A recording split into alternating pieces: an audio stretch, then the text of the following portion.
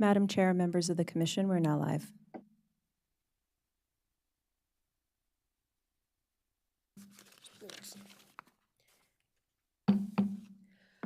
Good evening.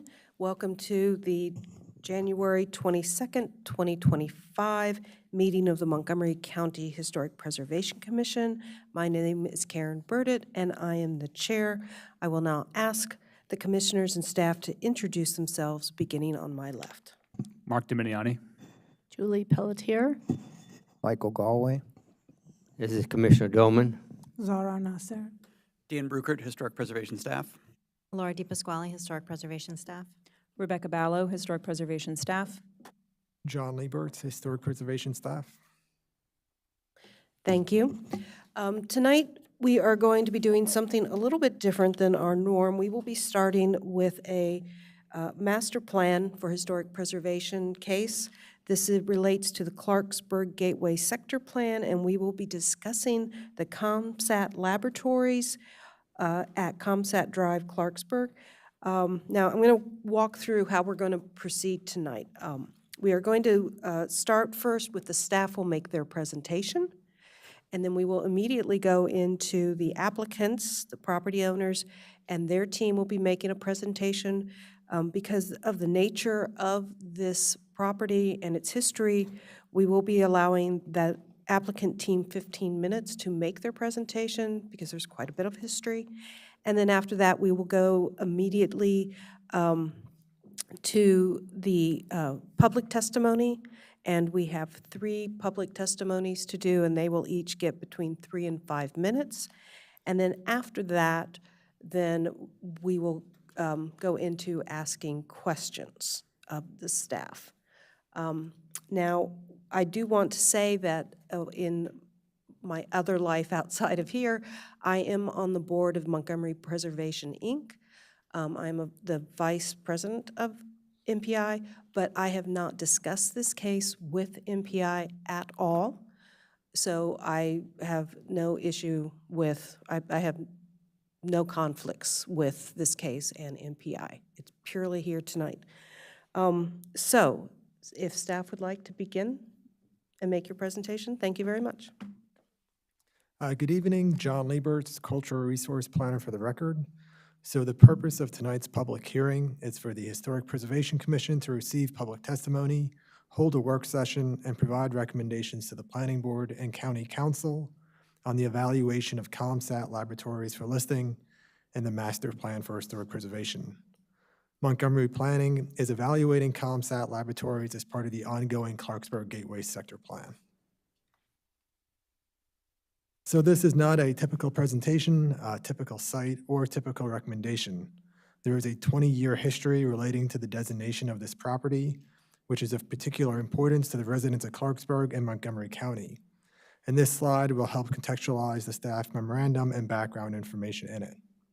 So I've broken down this slide into 2 sections, our staff recommendation to the Historic Preservation Commission and the Clarksburg Gateway Sector Plan Team's emerging idea for the property.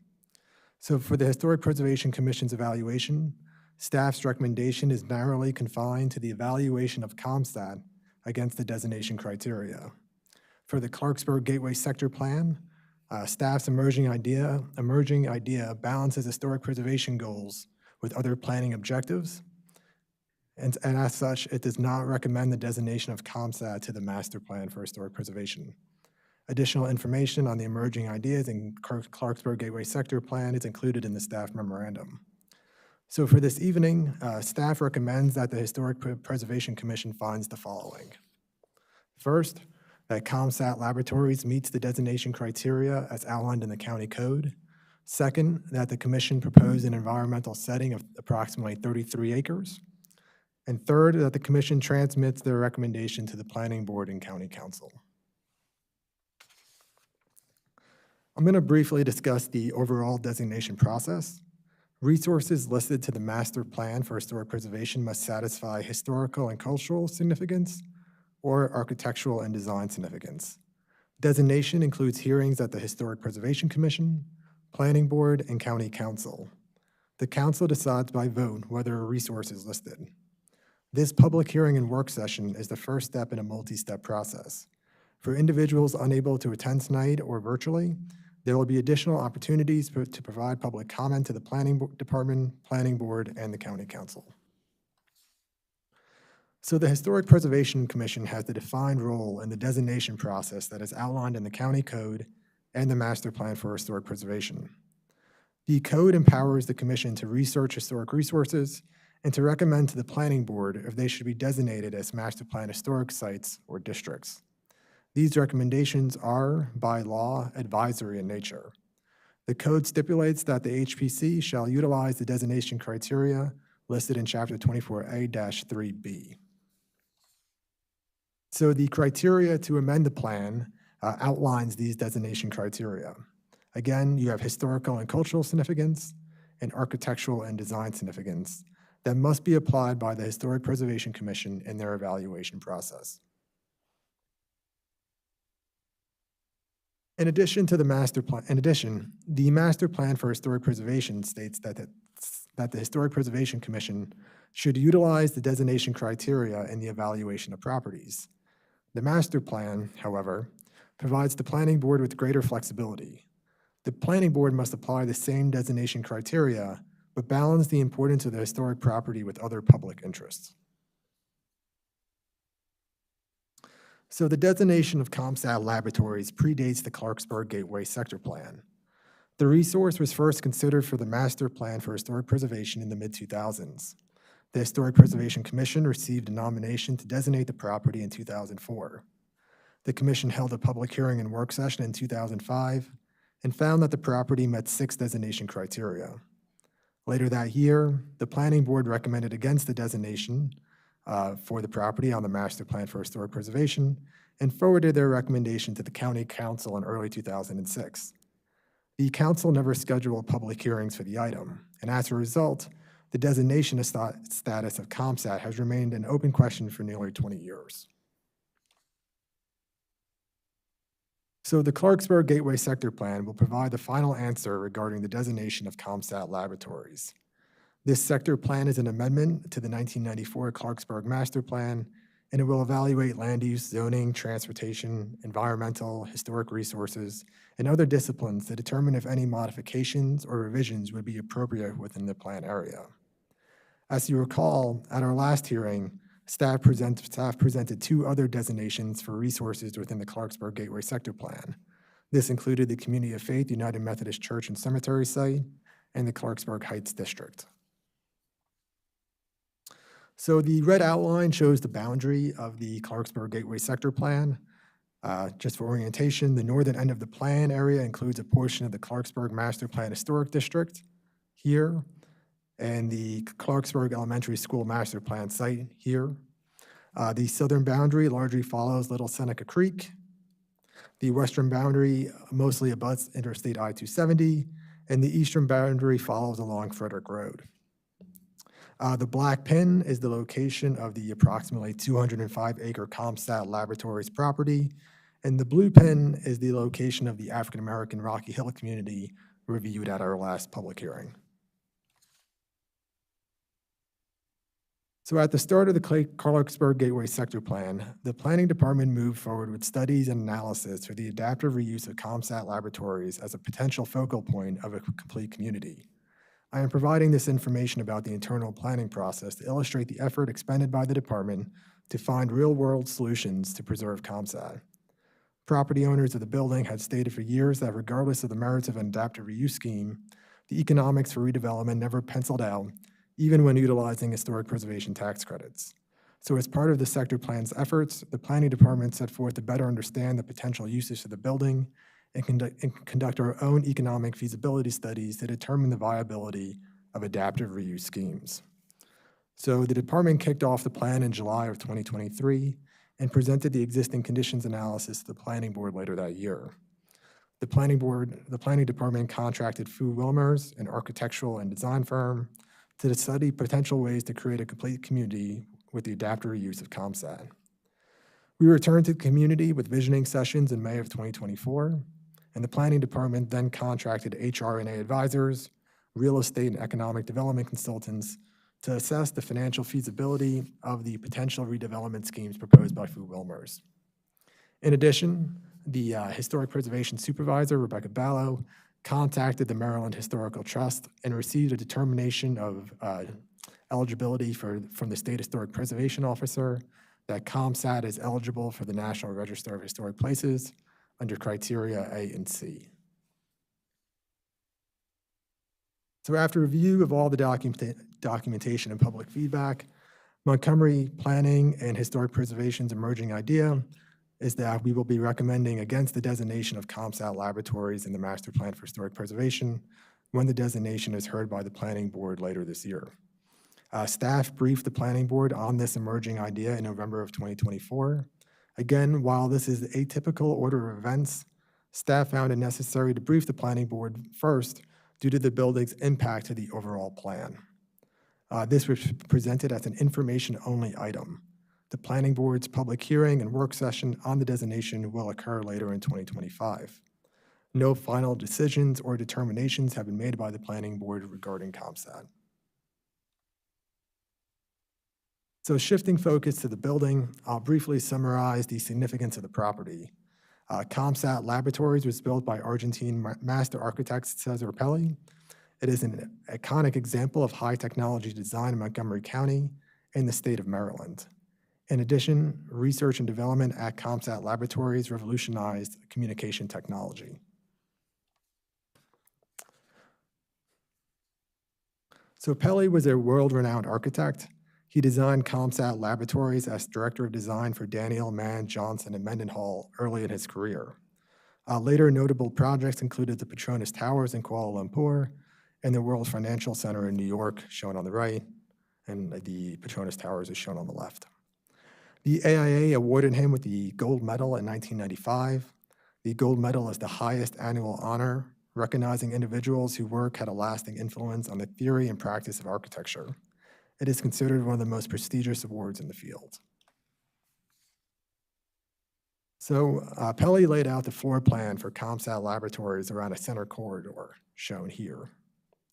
To the west of the corridor, 4 appendages or fingers separated by exterior courtyards.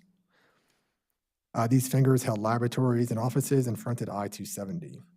The sections of the building to the east of the corridor here consisted of the Environmental Test Laboratory, also known as the High Bay, other assembly areas and machine shops, a dining hall, auditorium, library, and building services spaces.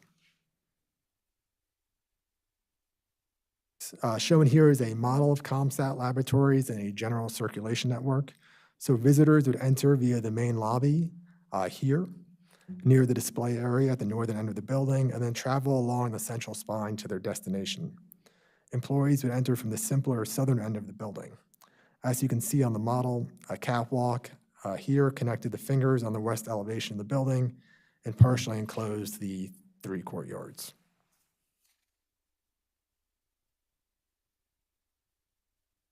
Here is a section of one of the 4 fingers showing its basic functions. You have offices, you have corridors, you have laboratory spaces. Here are some additional images of the building near its completion.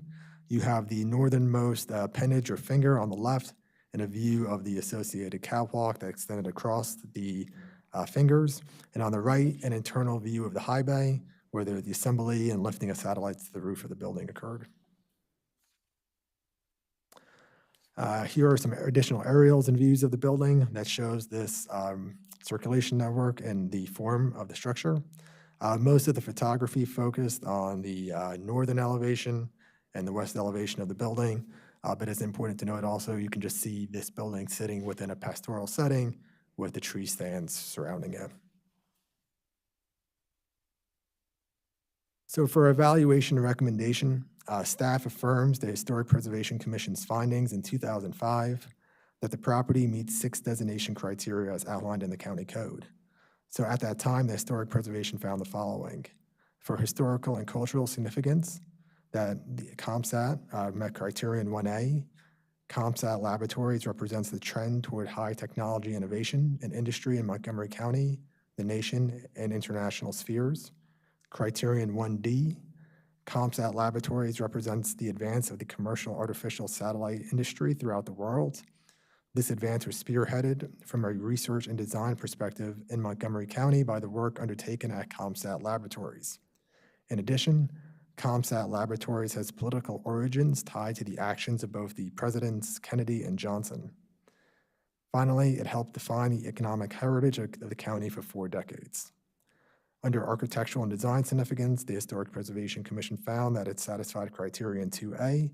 ComSat Laboratories is an early example of the high-tech architecture that came to define the corporate campus.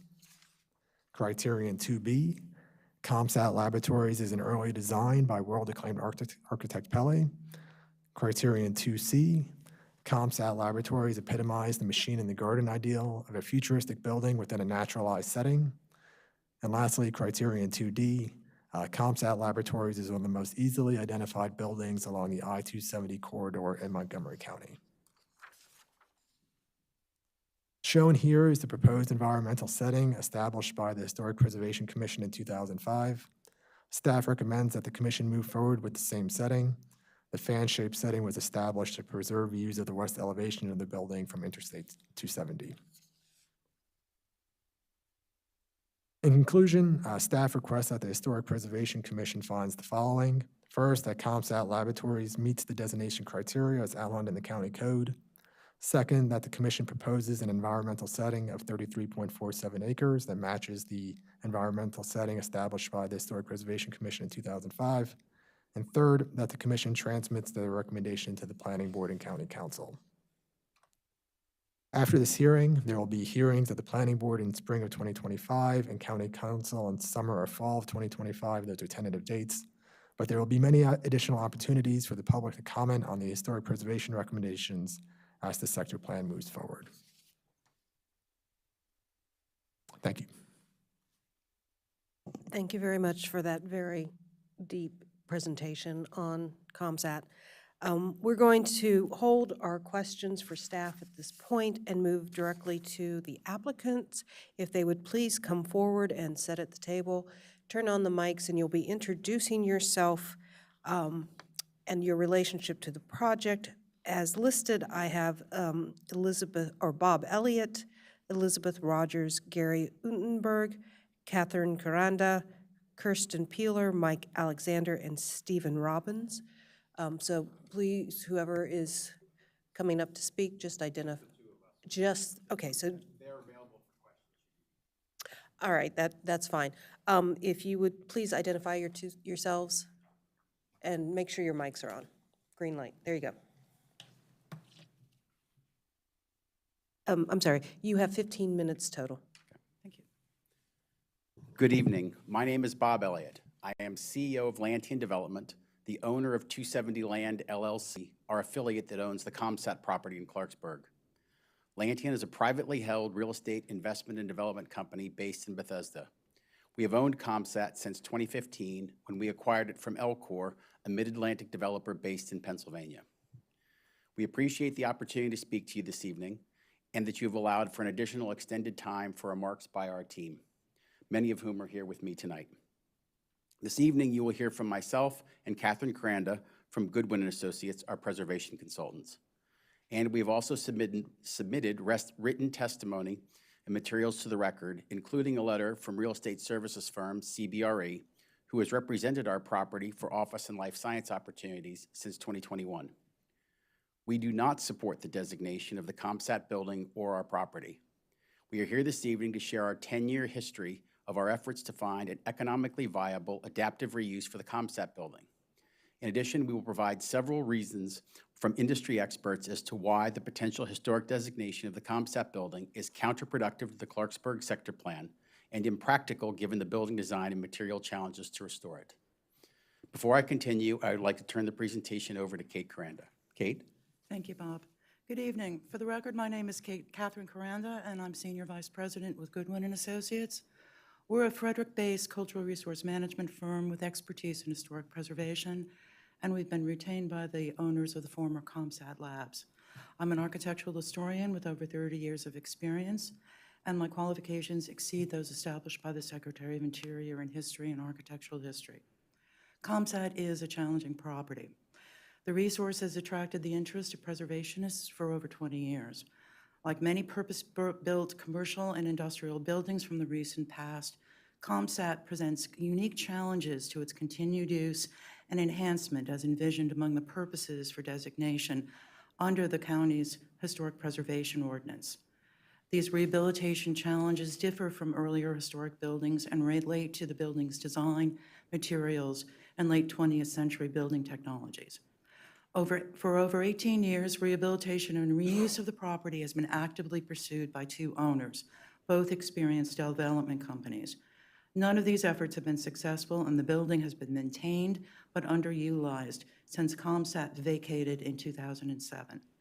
The concept reuse problem was recognized by Montgomery County in 2015 when the over 500,000 square feet of available office space was dropped from the county's own inventory. ComSat is a purpose-built facility specifically designed for the design, construction, and testing of first-generation communication satellites. Development of the original building occurred from 1967 to 1969, with two major additions added in the 1980s. It is an immense industrial building that housed laboratories, manufacturing, testing, administration, and personnel support. The architectural firm of record is Daniel Mann Johnson and Matt Mindenhall, or DIMJIM for short. And they were a commercial development firm. Commercial development was often executed as a cooperative process at the time. DIMJIM employed 700 engineers and 4 architectural designers. Cesar Pelli was hired as their first director of design, a role added to improve the firm's design reputation. Pelli's association with DIMJIM was brief and extended from 1964 to 1968. To quote Pelli, clients selected DIMJIM because they were not much interested in design but had other priorities: low building costs, short schedules, and modest fees. ComSat was executed early in Pelli's career. He went on to become a prolific master architect and educator known for his iconic urban buildings around the world. ComSat is not one of Pelli's major works, nor was it a notable example of DIMJIM's later glass skin buildings. Rather, ComSat reflects the client's priorities in use, low cost, and quick construction. Industrial buildings supporting client-specific architectural programs characterized much of the development of the late 20th century. As in the case of ComSat, design, economy, and expedient construction were emphasized. Building longevity and energy efficiency were generally not priorities. These were purpose-built, cost-sensitive buildings with a single program. The aluminum panel and curtain wall systems from the era present conservation challenges from corrosion and finish failure.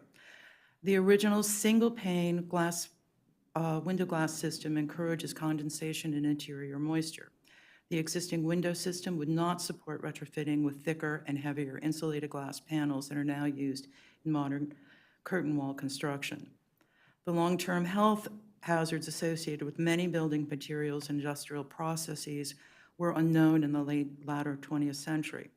ComSat contains significant amounts of asbestos from its structural frame to interior finishes, including floor tiles and drywall. Lead-based paint was still in use, and hazardous chemicals were used in both the lab work and in the satellite fabrication. The almost 20-year vacancy of the building has resulted in moisture migration and supported mold. The building does not meet current building codes or current health and safety requirements. Rehabilitation would require hazard abatement and the replacement of original materials now known to be dangerous. These measures would impact ComSat's historical integrity of design and materials. Buildings with low energy efficiency are a source of greenhouse gases and diminished air quality. ComSat does not meet either Maryland or Montgomery County's mandatory building energy performance standards. Reuse of the building would require the aggressive removal and replacement of underperforming architectural components. Due to the hazardous building materials used during the period, coupled with the building's failing environmental performance, rehabilitation of the ComSat building would require significant design modifications and loss of original materials. Character-defining features important to the original design of the building would be lost, and the historical integrity would likely be substantially compromised despite considerable investment. The county's historic preservation ordinance was adopted to advance specific objectives. These include protection, preservation, continued use and enhancement of significant properties, and strengthening the local economy.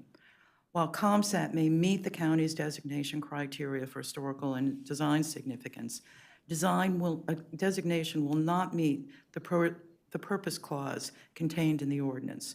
If designated, COMSAT will remain empty and underutilized due to its size, industry-specific plan, and construction as evidenced by the nearly 20 years of unsuccessful rehabilitation planning. I have reviewed the owner's past planning efforts to identify appropriate reuses, and their work has been comprehensive and exhaustive and unsuccessful. The results were confirmed by the county's own adaptive reuse studies. For the reasons summarized, I concur with the staff decision not to recommend listing COMSAT for the master plan for historic preservation as part of the Clarksburg Gateway Sector Plan, and I urge the Commission to recommend not pursuing historical designation for the property. I appreciate the time and effort involved in reaching that recommendation. Thank you. Thank you, Kate.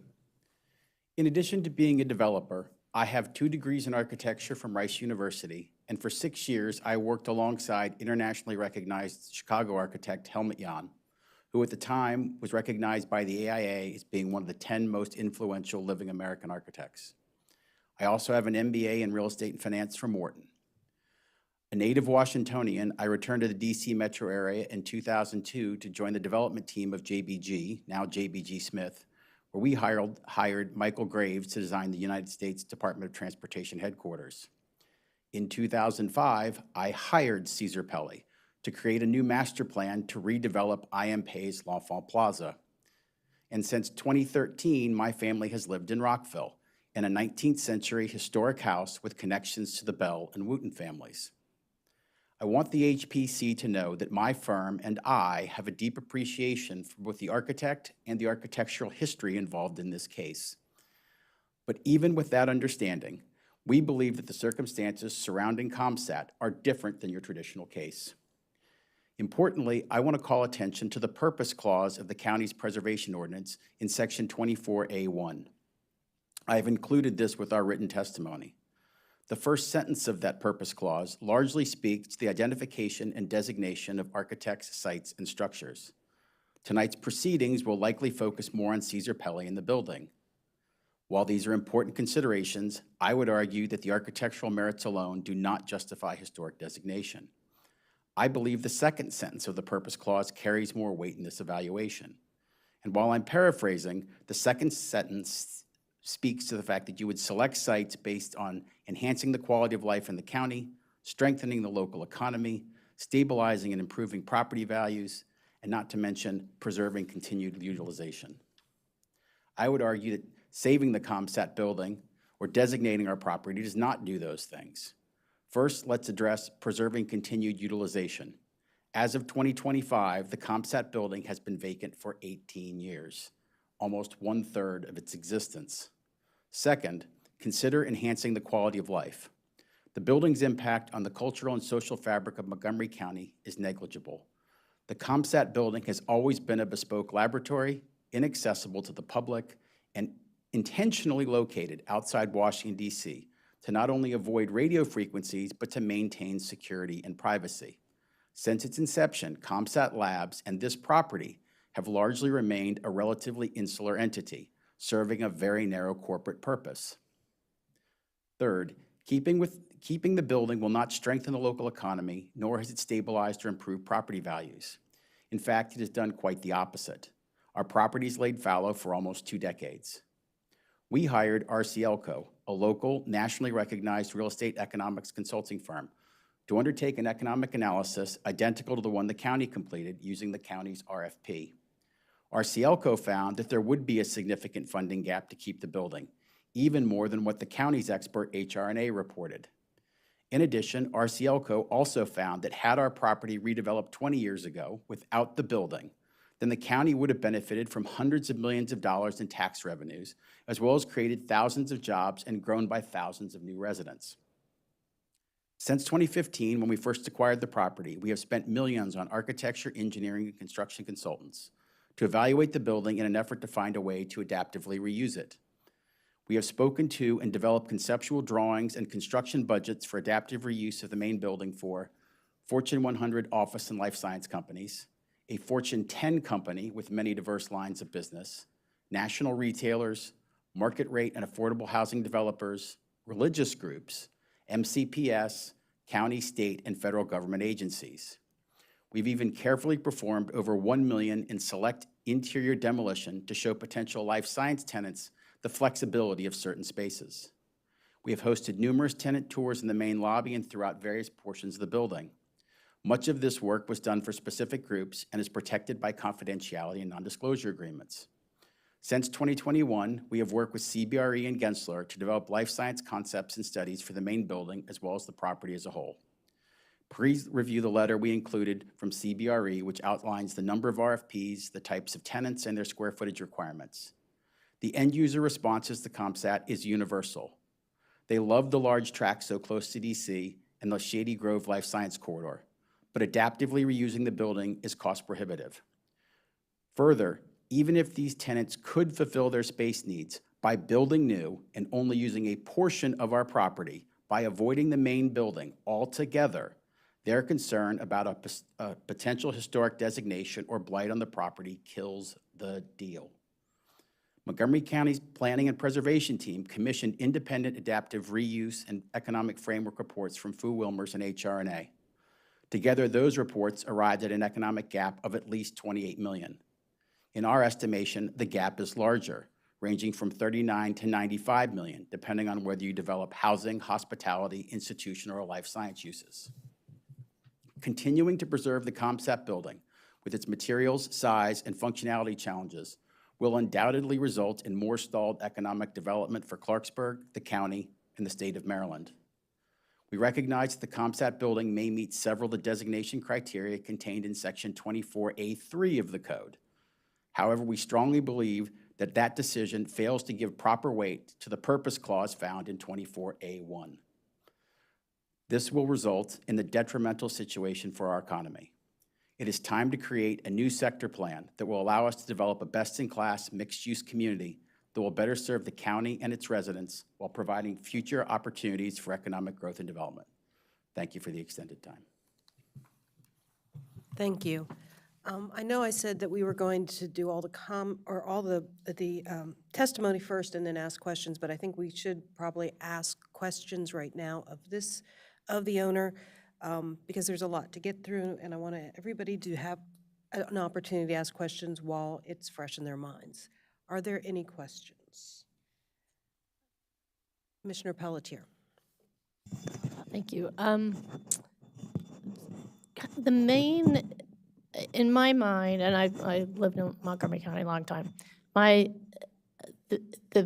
key feature of this building is the view from 270. And I'm wondering if you had looked at, I assume you have, looked at keeping part of it, like keeping the iconic, view from 270 with the transparent, the views and the curved roofs and all that kind of stuff, and maybe lopping off the back with all the big stuff on it and trying to turn that into something. So we've studied a lot. We've studied anything from preserving the entire building, which is 400,000 to 500,000 feet, depending on how you count, to anything to keeping the four fingers in the front and the piece with the glass catwalk, and that, I think, totals roughly around 160,000 feet. We did a study for a community center, keeping the first finger and the second finger. And believe it or not, that's 40,000 feet. We thought of that as a possible use for a community center. But what's the size of a typical community center? 10,000 feet? 40,000 feet in the first two fingers of that building. You look at it and you think to yourself, oh my gosh, we could convert this, we could do something. It's enormous. It's not until you're up on it that you actually start to realize that that first little finger that you see there on the far left is the administration finger. It's 8,000 feet per floor. You go to the second finger and the third and the fourth, they're 12,000 feet per floor. And there's basements below them.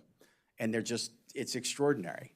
It's an immense undertaking. So have we looked at it? 100%. We've absolutely looked at it. We've looked at it and we talked to MCPS, would you make it an elementary school? Now, admittedly, there's an elementary school site just down the road, but you could have imagined this being, insular courtyards there where kids could have spilled out into the courtyards and other things. Now, are you going to tell the parents that you're going to put their children into an old building that had asbestos in it and you fully gutted it and abated it?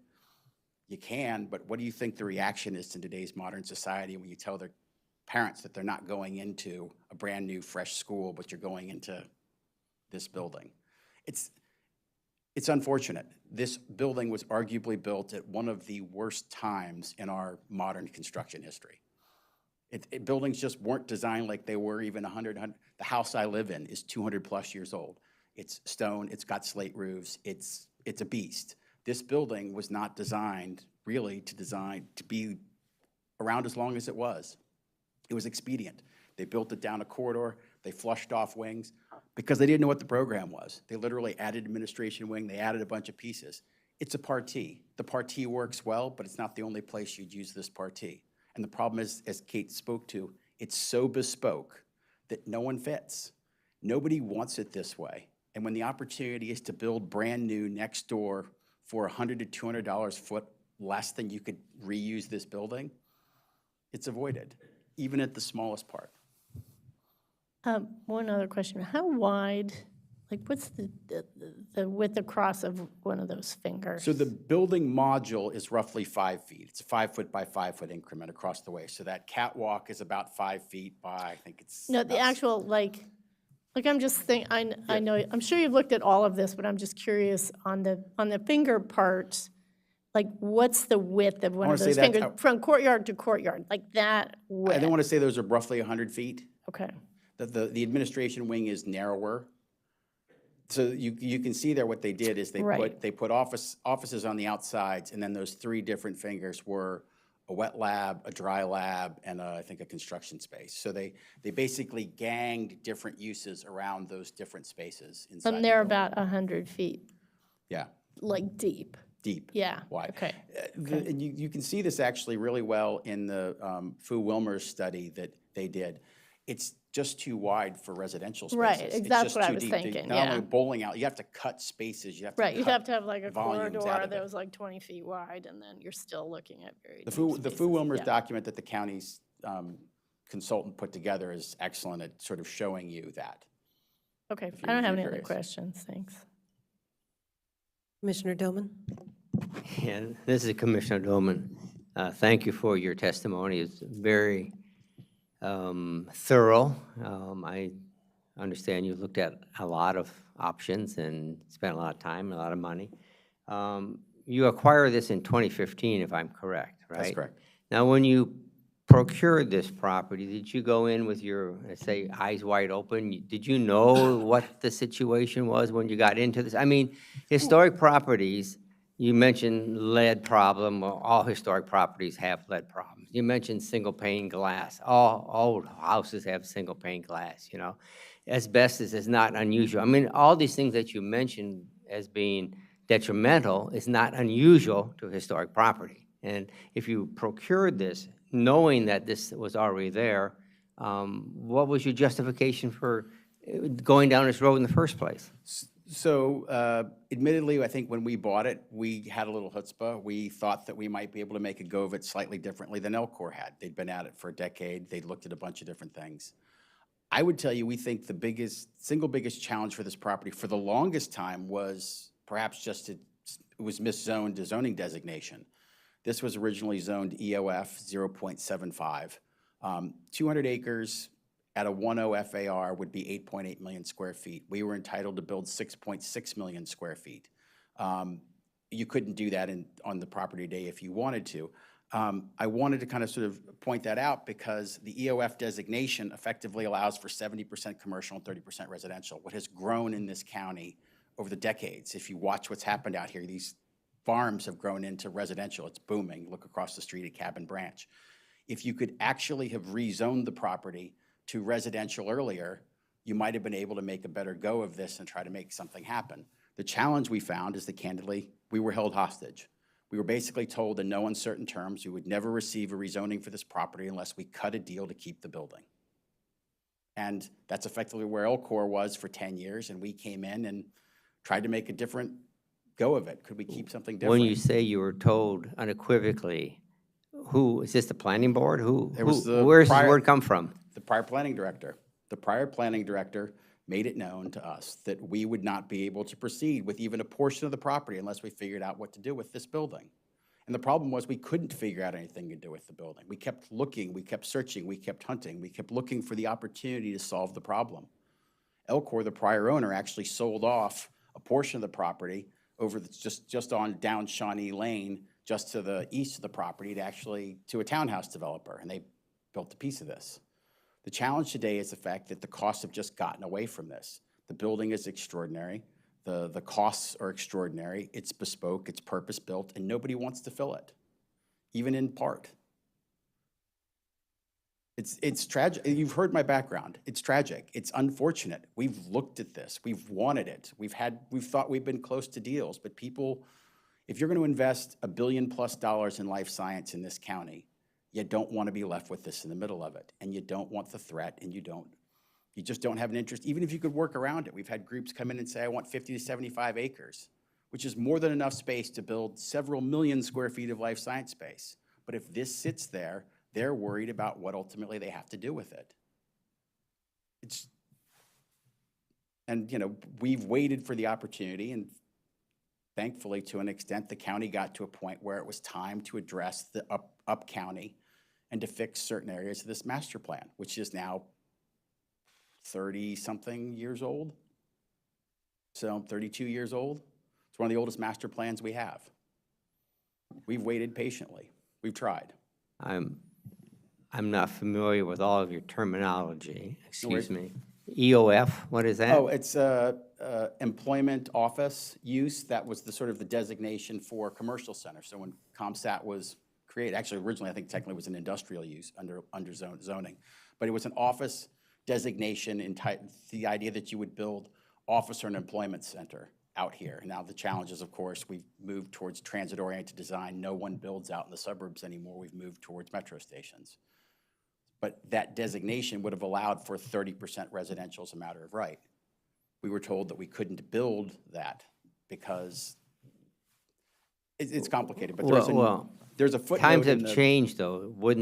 Could you not also do that today?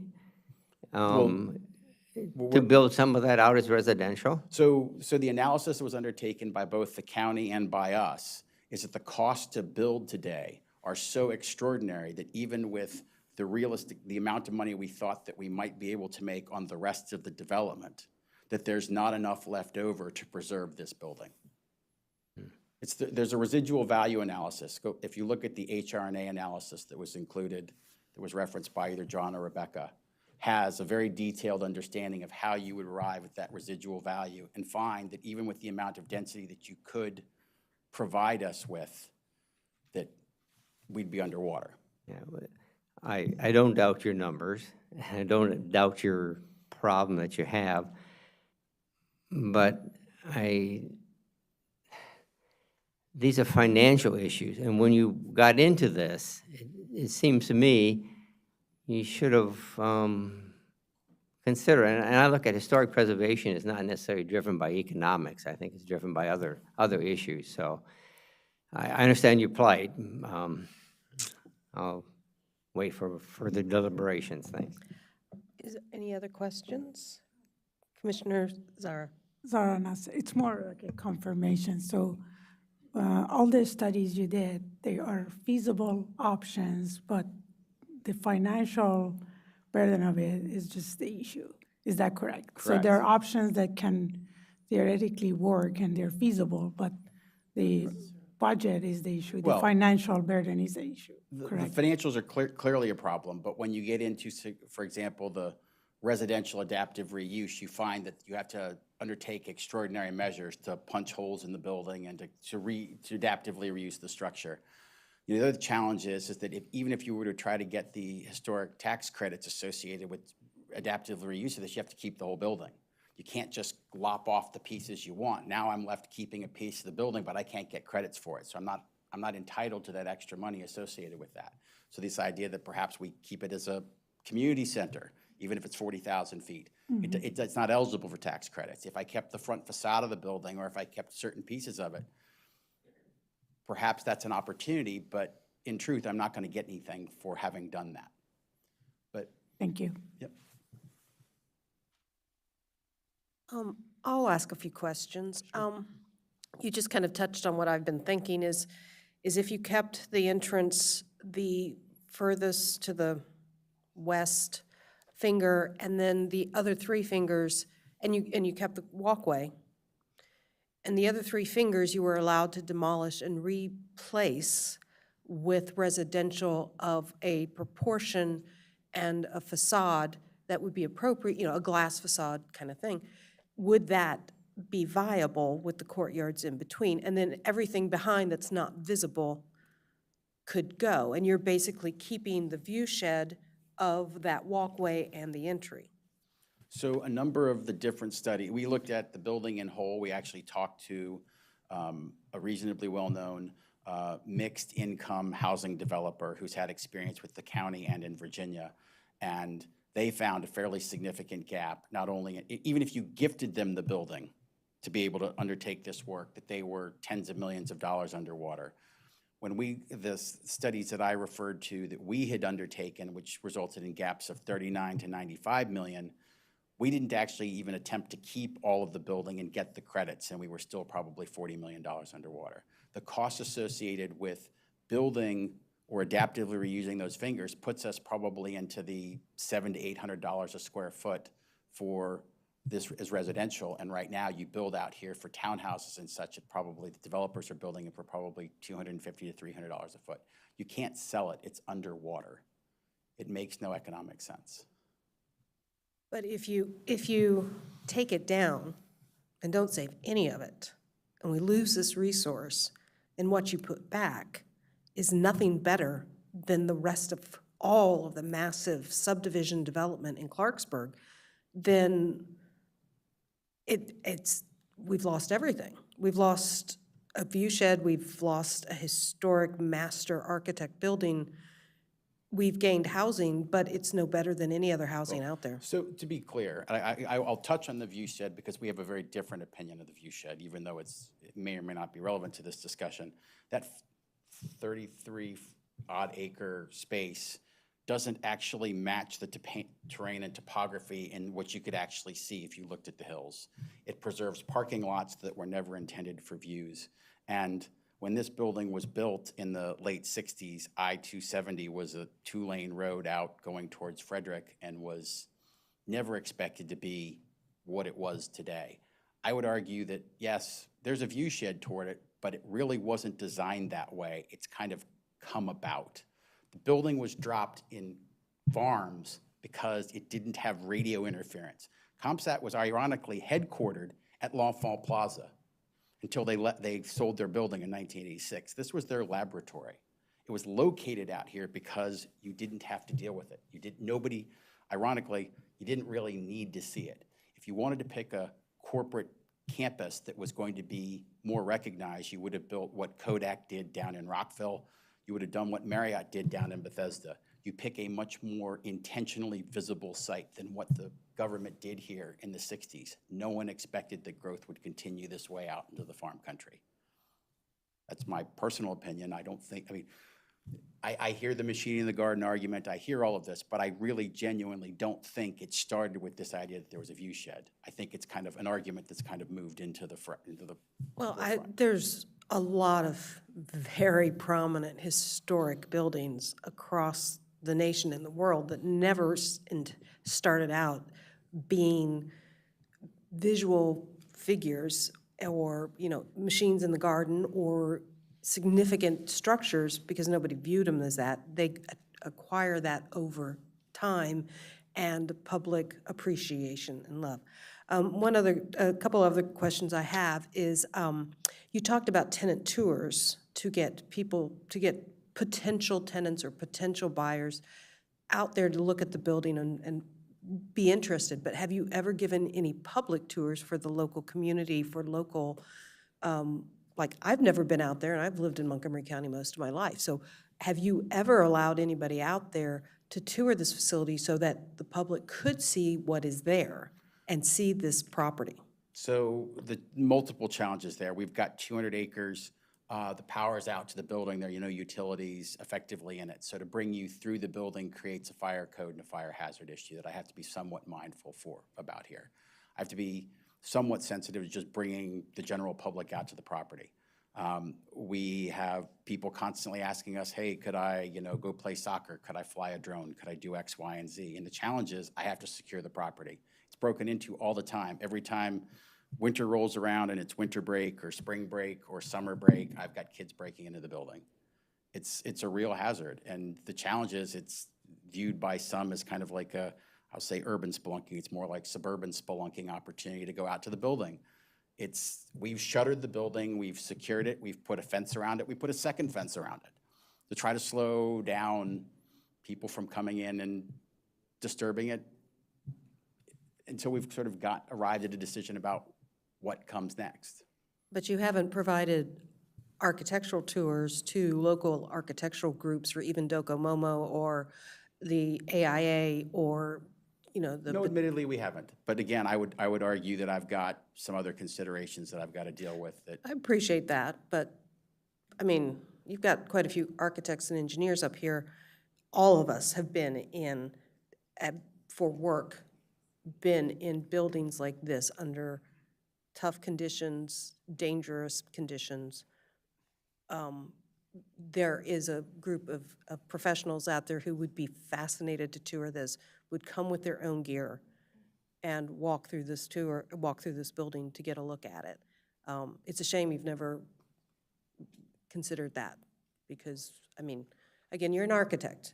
I know you would be happy to put on your gear and go tour some interesting building.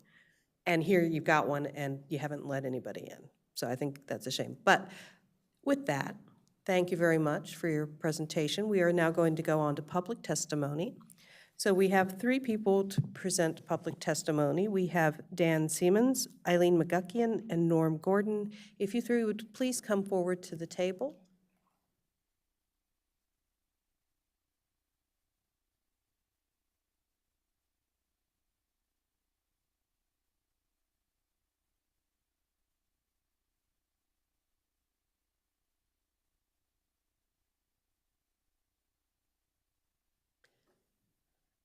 Okay, there's 2 of you here. I know Ms.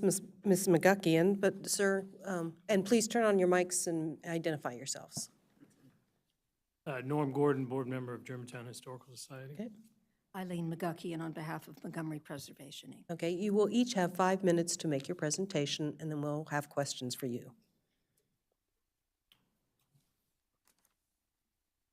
As I said, Norm Gordon, member of the Germantown Historical Society. Speaking on behalf of the Society, the ComStat laboratory buildings have been recommended by the Maryland Historical Trust for designation on the National Register of Historic Places for 4 reasons. 1, as has been mentioned, it was designed by the world-renowned modernist architect Cesar Pelli.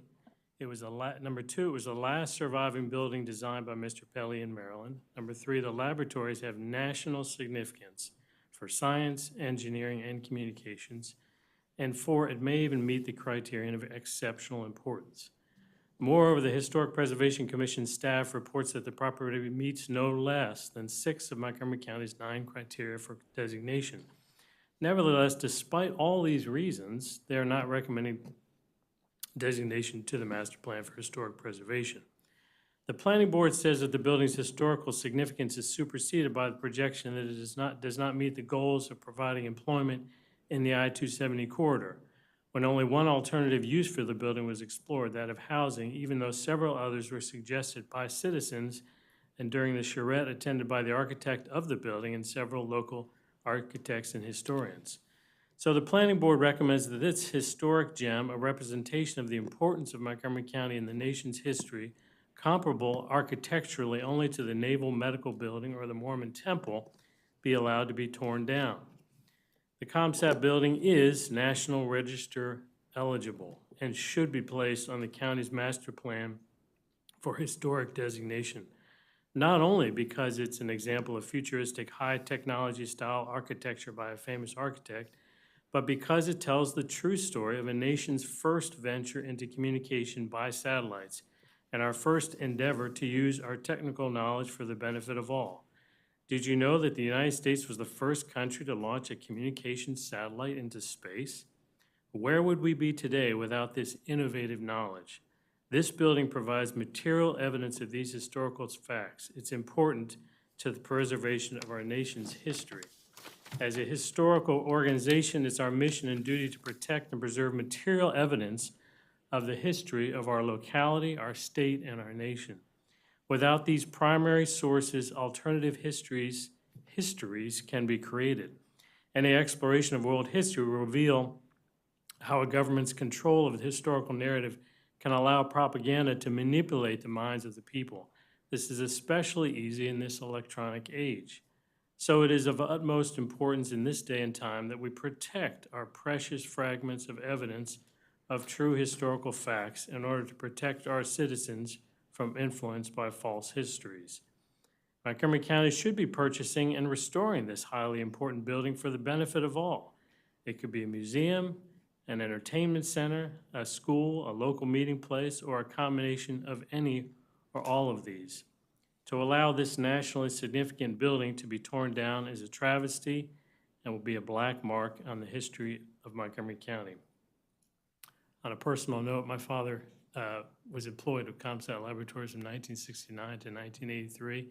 I don't disagree with anything the owner said. It makes perfect sense business-wise, but that's the purpose of historic designation, to say this is more important than business concerns. It has value beyond what the business community effectively can do. To say that this is unimportant because Cesar Pelli, it was early in his career, is like saying, well, that's what's early in Picasso's career. We can chuck that piece of art away. Doesn't make any sense. It's a Pelli. It should be preserved. Thank you.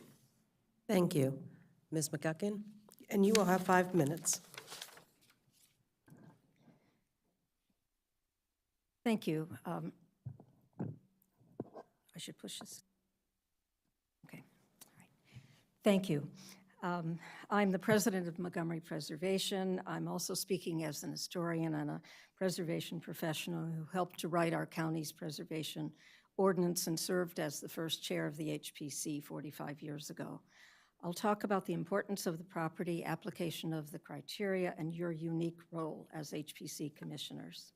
ComSat is truly an extraordinary building. When it opened in 1969, it followed a remarkable decade after Sputnik and Voyager and the beginnings of satellite communication in a quintessential American fashion, a partnership of the private company ComSat and the quasi-public company Intelsat. The design of the ComSat building was as fresh and modern as the nature of the business, and it promised the dawn of a new industry that used satellites to communicate globally.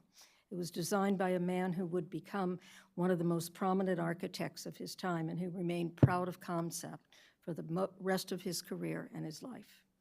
In the 20th century, ComSat continued the plan of Montgomery County as the venue for many players in new industries. In our technology corridor, the future began with atomic energy, then satellite communication, then biosciences. At ComSat, labs were conducted the research, design, and implementation of innovations such as real-time international voice communication, international broadcast TV, and video conferencing. In November of 2004, the HPC received a nomination for designation of ComSat from Isabel Gournay and Mary Corbin Sees. The two University of Maryland professors wrote an MIHP form as part of their research project initiated by MHT to document the best of modernist architecture throughout Maryland. The HPC reviewed this nomination at 3 meetings in early 2005 and unanimously recommended the ComSat building and 33.47 acres environmental setting be designated, and they use the same 6 criteria that you see today. This recommendation was presented to the Planning Board in May of 2005. In June of 2006, MPI organized a 3-day charrette at Montgomery College in Rockville. It was attended by architects, architectural historians, local citizens, historical groups, planners, former ComSat employees, and by the architect Cesar Pelli himself. Mr. Pelli talked about the impact of this building on his internationally renowned body of work and the work of other architects. Charrette attendees clearly demonstrated that the then owner's plans for development could easily share the site with this building. Here we are 2 full decades later, and all that's changed is that the building is 20 years older and venerable, that an alumni association of ComSat employees has kept its presence alive, that an excellent study of Montgomery Modern was published by M&C PPC, and that planners are now looking at yet another iteration of the Clarksburg Corridor Master Plan. Montgomery County is indeed fortunate to have ComSat here, still in its original setting. It's not difficult to imagine this extraordinary building moving on to its next phase with a new life in one or more creative uses. As been said, this has been done with special buildings everywhere in the U.S. and nearby. Yes, this requires reaching out and support from a variety of sources, but the result will be spectacular, and we will not regret making the decision to permit this building to survive by encouraging its chances with historic designation at both county and national levels. It rises to both of those. Gournay and Sees identified it as the only Maryland structure designed by Pelli in their groundbreaking study. Recently, the director of MHT determined ComSat to be clearly eligible for listing, which, by the way, opens doors for funding and incentives that are not available to lesser properties. The HPC plays a unique role here, as was intended by the creators of the program 46 years ago. Your attention to the criteria is your sole requirement in the designation process. No one contests that ComSat satisfies 6 of them. MPI urges HPC to make the same recommendation that it did 20 years ago, with an environmental setting of the 33 acres. Once significance is established, next steps are for the owner, neighbors, interested parties, and public officials to work together to plan a future for this singular iconic property. You should carry in mind experiences of the Silver Theater, Canada Dry, National Park Seminary at Forest Glen, Grusendorf Log House in Germantown. Each of these properties was designated over the objection of their owner. Each one today anchors community stories that are important to our heritage today. So MPI urges you to unanimously recommend a designation of ComSat tonight. Thank you. Thank you. Are there any questions for the public testimony? Commissioner Nasser. Laura Nasser, could you please elaborate on the comment you made about after designation, there would be financial opportunities, like extra financial opportunities? Yes, financial opportunities are available to owners of properties designated on the Montgomery County Master Plan, tax credits, other incentives. Once you get to the level of National Register, a lot of funding is available from a variety of sources, recognition as well. One property in Montgomery County was listed as one of the 11 most endangered properties in 2021, and it's since brought a lot of resources to the owners and to the property itself. And this is in addition to the typical incentives that the owners get? Yep. Yes. All right, thank you. Commissioner Doman. This is Commissioner Doman. For Norm Gordon, you represent, is it the German Historical? Germantown Historical Society, not Okay. right next to Clarksburg. And on your testimony that you read, it's signed by 6, 7 people. Is that more or less is your testimony reflective of all? Is this the whole board, and is it reflective of the board? It is. It was drafted by our president, Susan Soderberg, who's a noted historian in the county, but it was vetted by all of us. We went through it sentence by sentence, and represents our whole board. Okay, and then for Eileen McGuckian, you represent Montgomery Preservation. Yes. And again, you're speaking, are you speaking as an individual, or are you speaking? No, I'm speaking on behalf of the organization, and the board has been involved in trying to find a new use for this property since the early 2000s, and it continues to be. And your testimony indicates that you support designation, and I assume that Montgomery Preservation supports this. Is that correct? Yes, Yeah. that's what I'm here to say. Okay. Are there any other questions for Ms. McGuckian?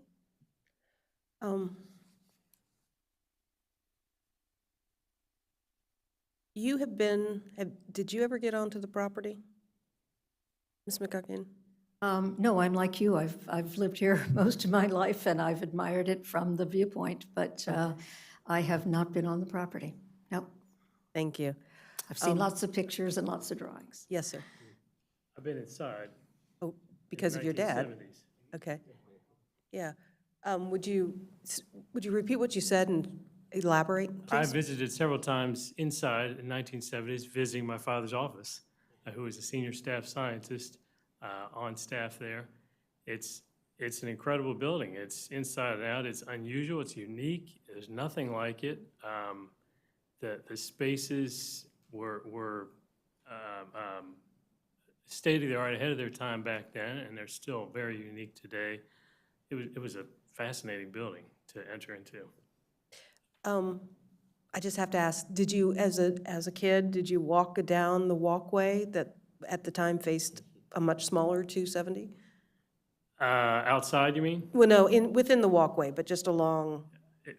It was a long time ago, but yeah, I visited different parts, both the offices and the some of the lab areas as well. Yeah, it was just mind-boggling, just very unique and interesting. Yeah. Thank you. Thank you both. Right, so we're going to kind of pull back now, and if you have any questions for the staff presentation, now is the time to ask the commissioners to ask your questions of the staff. Commissioner Nasser. So many questions. I wanted to know that, is there a way for the owner to find out about those additional funds, like how much they can, yep. Sure, this is Rebecca Ballo for the record. The owner is aware of the historic rehabilitation tax credits that are available both at the local and the federal level, and an assumption of recapturing those tax credits was baked into the financial analysis that the county's consultant already went through, and was also baked into the analysis that the owner already did, looking at the financial feasibility of a bunch of different models. We had calculated a historic tax credit benefit from the county, from the state, and from the feds at approximately $14.4 million for the adaptive reuse of the building. Thank you. Commissioner Doman. Follow up with staff. One of the questions was, if you took away everything that's behind the front, called the viewscape that you see from 270, and is that to do away with the tax credits then? Are they not eligible anymore? What happens if you just leave part of that building that is viewable from 270, everything behind that is knocked down and reused or rebuilt in some other manner? Does that then negate all these tax credits? Right, so the demolition of the high bay would most likely, you'd lose the historic preservation tax credits, because that is a contributing part of the history of that building, right? The Maryland Historical Trust found the scientific achievements that were developed in this site to be, of meeting criterion A. And so removing that section of that history, you would jeopardize the tax credits, because you could demolish non-historic sections of the building, but an original section of the building designed by Pelley, you can make small interventions in it, but just flat out demolition of it, you would endanger your tax credits. But to follow up on that, right now, the property qualifies for 6 conditions for designation as, but you don't have to have all 6. I mean, we could move, if the building was important and it's gone, you could still designate it on 5 or on 4. We did the church on the corner on 2 criteria, so it doesn't have to have all 6 of them. There's a difference between our local historic designation and the state and federal designation for the National Register of Historic Places. That is not within your purview to determine how many criteria it meets and what sections of the buildings are original. And so the lowering or raising the number of criteria it meets would not change that analysis in terms of getting access to state and federal tax credits.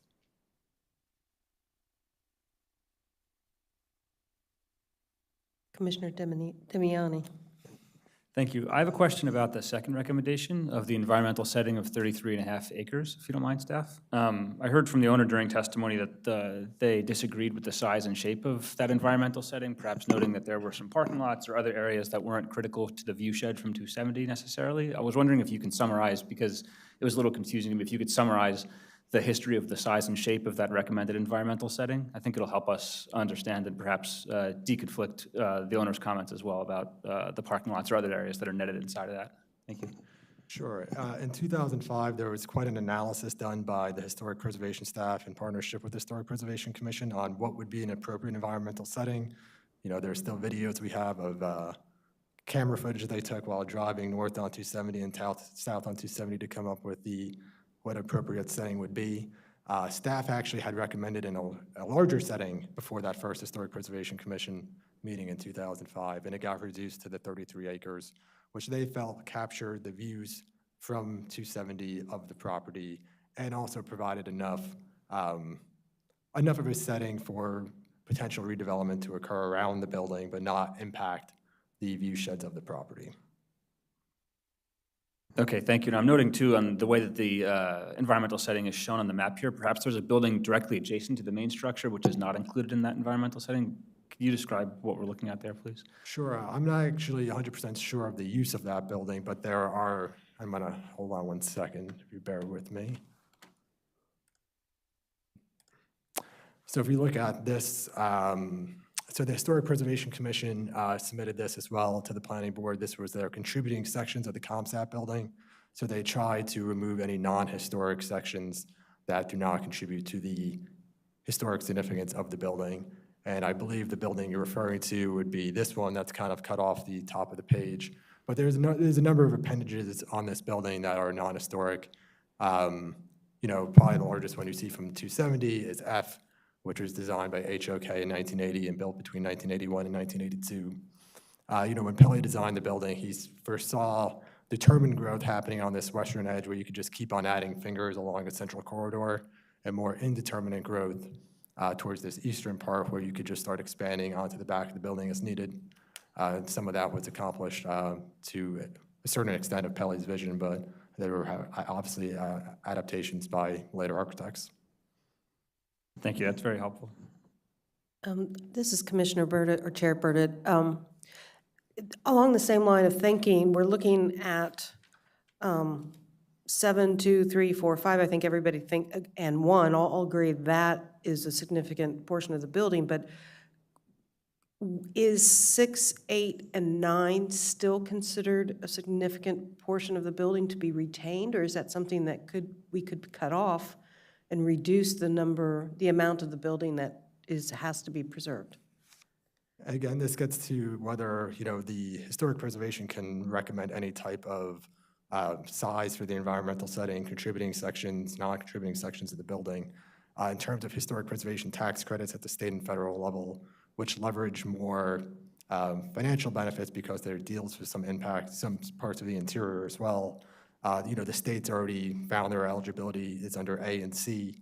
And so for all the technological achievements that happen in the assembly rooms and the high bay and that history of the building is really tied also to the eastern side of that corridor.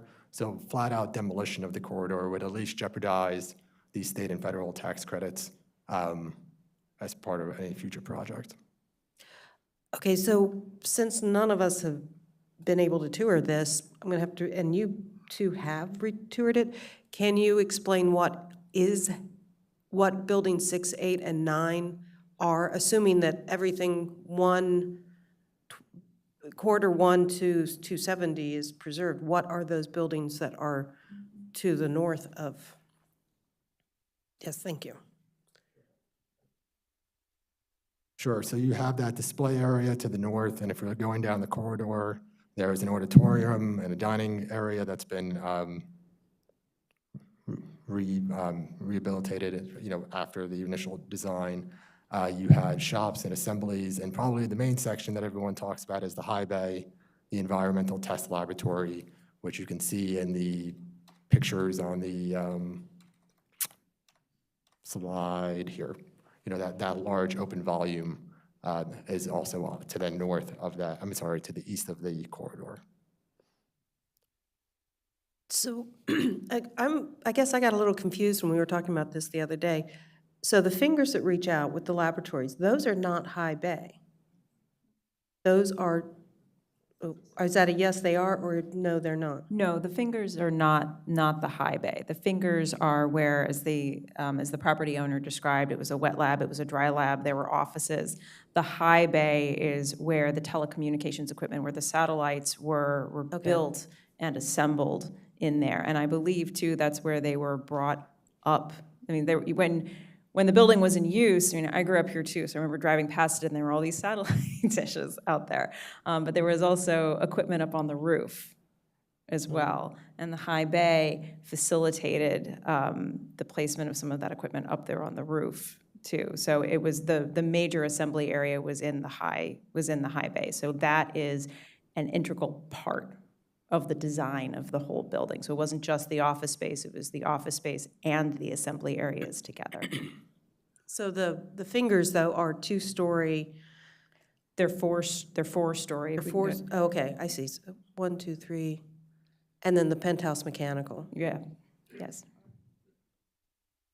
So, a basement mechanical, a penthouse mechanical, and in between then are 2 stories of laboratory, office space. Do we know what the ceiling height was? I would ask the owner to come back to answer that question if you're interested in it. Yes, I've please. seen some of the spaces gutted, and I've seen some of the spaces finished, but I'd ask Mr. Elliott to answer the floor height. With the I probably slab to slab, so with the understanding that the original ceiling and the surfaces above it would have been probably much denser than what anything would be used now today that wouldn't be laboratory. So what is from top of slab to underside of slab, what is the height? So, again, Bob Elliott with the ownership. Generally speaking, I would say 13.6. This is a steel frame with concrete deck, so it's closer to 14, I think, slab to slab, but you have a little bit of interstitial space there. You can see an I-beam in there. I think we generally market this around 13.5 on those. And so that's consistent for administration in the 3 middle wings, right? So when you see those 4 fingers, there's 2 stories, plus or minus, call it 20-odd feet tall, not including the parapet. And then the high bay, just to go ahead and give it to you, it's the underside of the structure is 49 feet clear on about half of. When you see that structure, there's 3 stories on one half of it, and then there's one larger space, which is actually the full 49-foot clear. So you saw that in the photograph that I believe Thank you. Rebecca or John showed you. This is what happens when you get a bunch of architects and engineers. We get into the kind of granular level of questions, which. We did too. Yeah. Thank you. Would you like me to go Commissioner back or Doman. stay? Commissioner Doman, before us is the designation of the ComSat laboratory and building, but we seem to be picking at it, saying, well, we really don't need the whole building. I'm trying to figure out, this is the drawing, is if we designate this for designation to the master plan, do we have to designate all of this building that I see on the screen in front of me, or can we just say from the central corridor down to the east of that doesn't qualify? Because when we say the ComStat building, seems to me we can pick at it and chop off parts of it and come up. I would just like to see the far west side being preserved in some shape or form. And I understand the problem that the owner has with this building, but can a designation be part of a building? I guess that's the question. Sure. So one thing I would say is the entire discussion about adaptive reuse, or what I would recommend you do with that, that is really separate. It is informative for the commission, but your role tonight is really narrowly tailored to applying the designation criteria to this building and this property. So while the rest of this discussion is background material that you really have to have as an informed commission, it shouldn't inform your decision tonight about applying the designation criteria. So you have a recommendation in front of you from the staff that these 6 criteria can be positively applied to the building and the environmental setting that we have recommended for the designation. The commission can make different findings, different findings of fact. You can apply more criteria, you may apply fewer, but in your motion, I would recommend that you reason with that. You find that these criteria apply, or these criteria do not apply for these reasons based on the testimony that you have heard, your understanding of the evolution of this building as a historic site, et cetera, et cetera. In the past, the commission has recommended designation of portions of buildings before. Sometimes those recommendations have not been taken up by the council. Sometimes, a good example, I'll come back to it all the time, is the Flower Theater, where the commission recommended the entirety of the Flower Theater be designated, and the county council, in the end, only designated the facade of that building. We've talked about this before. Portions of buildings can be designated, portions of farms can be designated, things like that. So what's really important is that you address the criteria in the ordinance affirmatively with your motion and your findings of fact and your conclusions. So when we say we recommend the ComStat laboratory building, we mean in the drawing that you had, everything on the east side of the main and anything on the west side of the main corridor. Is that what we're talking So about? going back to the environmental setting that was proposed, the staff is recommending that the area within the red that includes all that portion of the building as well as the landscape meets the 6 designation criteria in the ordinance. Okay. And the commission is, again, welcome to come to different conclusions. Thank you. Any other questions for staff? Okay. Commissioner Pelletier? I think I was talking to the chair before, and I missed what you said about, did you mention the cost of what it would be to restore this building? Do we know? So Montgomery Planning hired, Fu Wilmers to come up with some adaptive reuse schemes as we talked about, and then hired economic feasibility consultants to look at the cost of such schemes. Not to get into too much detail on this, it's in the staff memorandum as well, and you can see the presentation by the consultants to the planning board. The estimated cost was about $97 million that our consultants came up with, and so that resulted in a $28 million feasibility gap. And that was really just for like abatement and what? Like it wasn't changing the use necessarily. It was just sort of restoring the building in kind. No, that was, I'm sorry. No, that was for adaptive reuse of the building as housing. Oh, okay. So that took into account, and that number was about 98 million in the end, took into account all of the hard costs, the soft costs, and the financing. Okay. That was one question. I had one other question. Ms. McGuckian talked about some of the other projects around Montgomery County that were initially sort of, like, people were against, or the planning board was against, like, I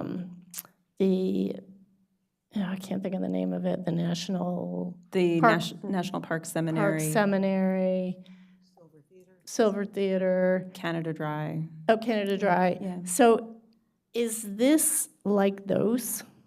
Like, does this have some things in common that would make it, because the conversation that we've been having is that it's a very, very difficult building to integrate into a master plan, of housing or whatever they were looking at. But like, it's like, does this have similarities to those other projects that would equate it to those other projects? That's a fair question, and I'm going to give you a response with an asterisk that I think that very knowledgeable, well-informed people in historic preservation could come down on different sides of this with the information that we have and with the experiences that we bring to bear on it. In my professional opinion, ComSat suffers in comparison to those other projects for a number of reasons. The downtown Silver Theater and Shopping Center and the Canada Dry Apartments are in the urban core of Silver Spring. They are within walking distance to a metro station. They are on Georgia Avenue.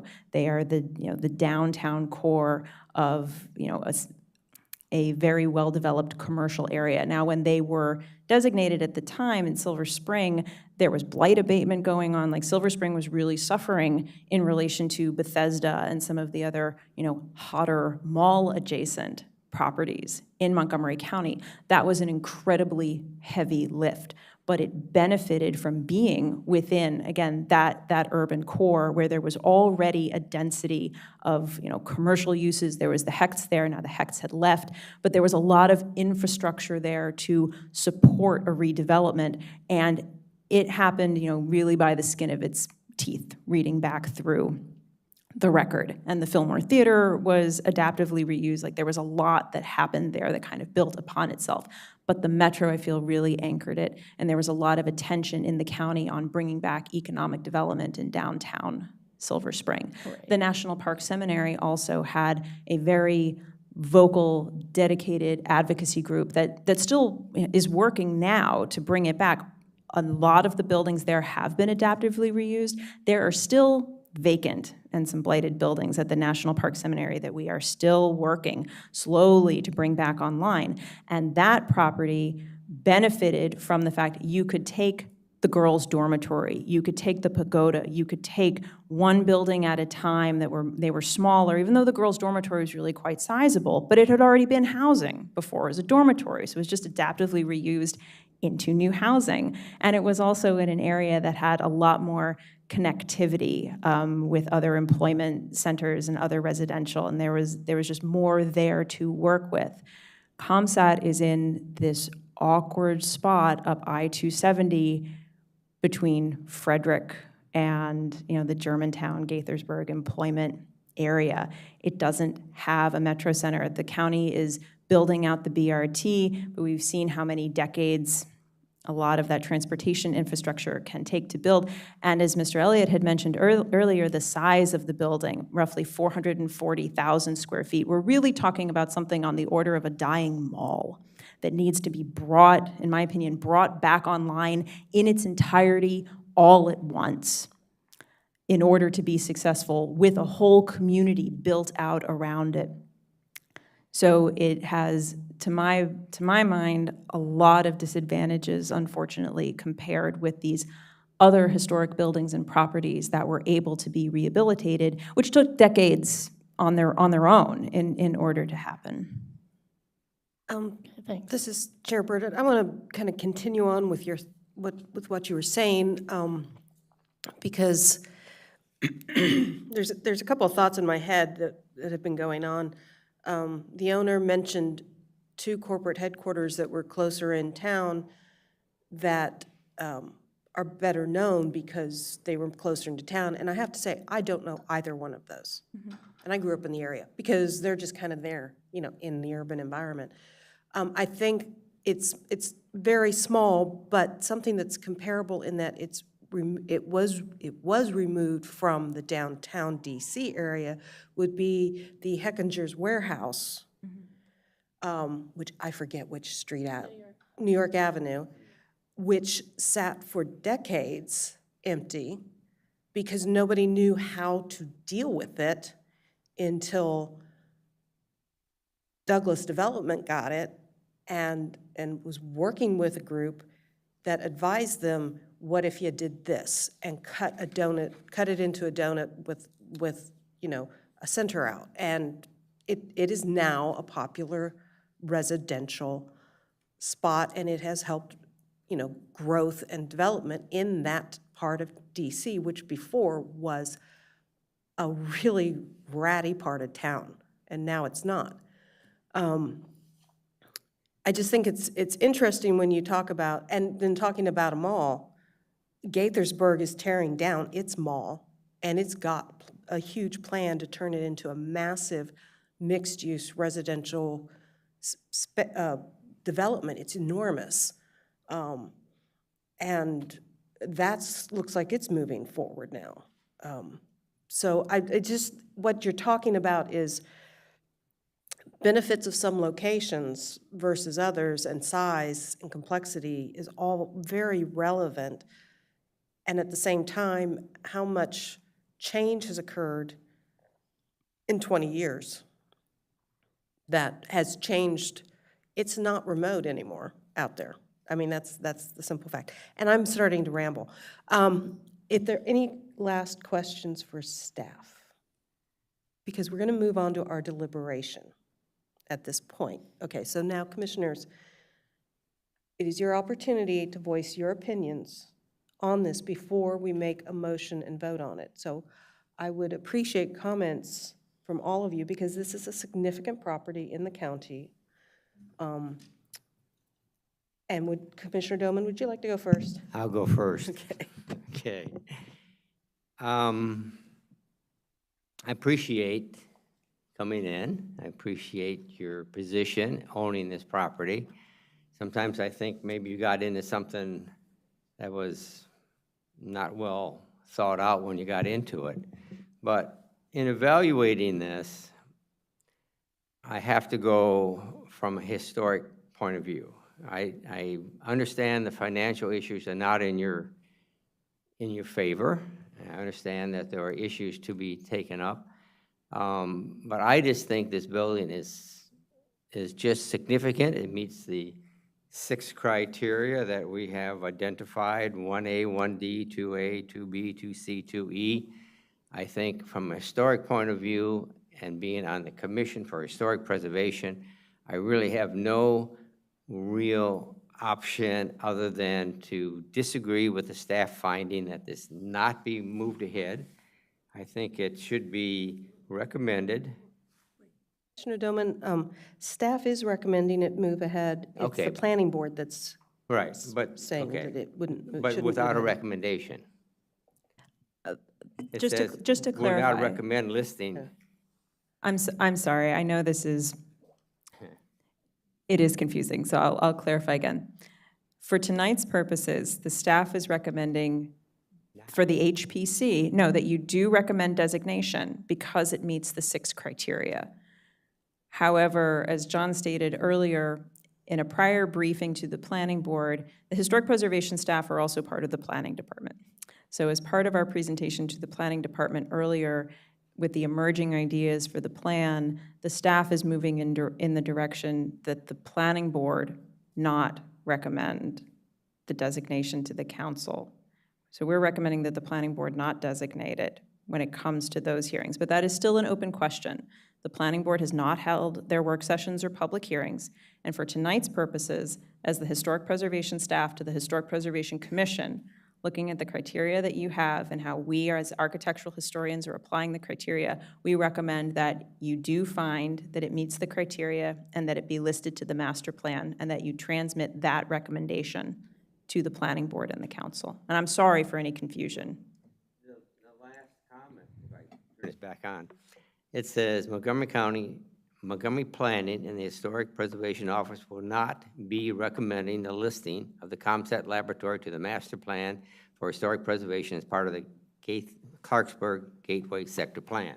That is correct, when we go to the planning board, because the planning board, as Mr. Elliott noted earlier, the planning board is permitted to take in a wider range of factors when looking at whether or not it is appropriate to designate a property, and so do we as the staff. For our purposes tonight, as your staff applying the designation criteria, we are recommending that the Historic Preservation Commission make the recommendation to designate it because it meets the criteria, So for tonight, Okay. there are staff. and solely because it meets the criteria. There are staff, and they're making their recommendation to us to affirm that it meets the criteria. I agree. Okay. So if that's cleared up, would you like to make any more Well, comments about? The last thing I want to say is relationship to the view shed. I don't like that term, but I'm not from this area, so my first exposure driving down from 70 on to 270 going south, not knowing anything about Montgomery County, the first thing I see is this cool building off to the side, and I said, wow, that really impressed me. You know, I have to say, it's worth everything to me to keep that view, if it's only 10 feet thick or something like that, you know. That really impressed me, and I've never been in the building, but driving by, every time I see that, it just sticks out in my mind as being a very beautiful building. Thank you. Next. Commissioner Nasser? I'll go next. I almost agree with everything Commissioner Dillman said. I understand your financial difficulties. I absolutely agree with you that it's a very challenging, difficult site. But at the same time, this is a landmark. As Commissioner Dillman said, you don't have to know anything about that area, and you just see that building. And I hope eventually, with the growth that we see in Clarksburg area, you'll find a good use and functional adaptive reuse solution for that site. And based on the criteria we have, I agree with staff to recommend this site for nomination. Next, Commissioner Galway. This is Commissioner Galway. You know, I agree with the other commissioners. I know this is a very tough situation from a financial standpoint, and I see the passion and I see the frustration that you're dealing with. But I can't help but think of a project, Frank Lloyd Wright's The Larkin Building in Buffalo.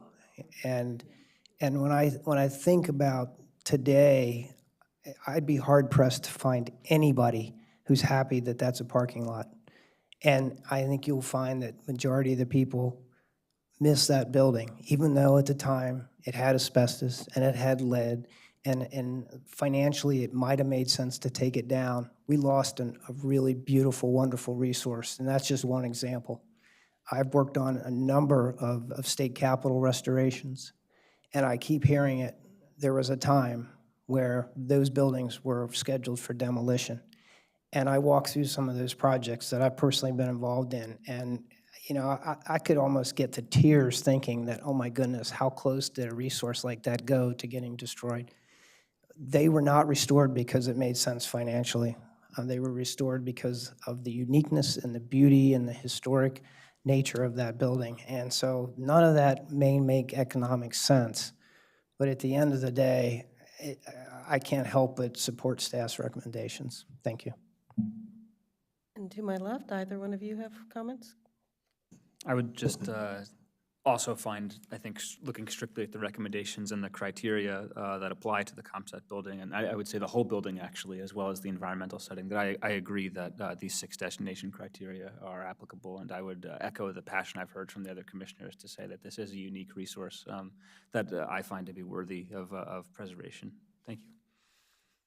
Commissioner Pelletier?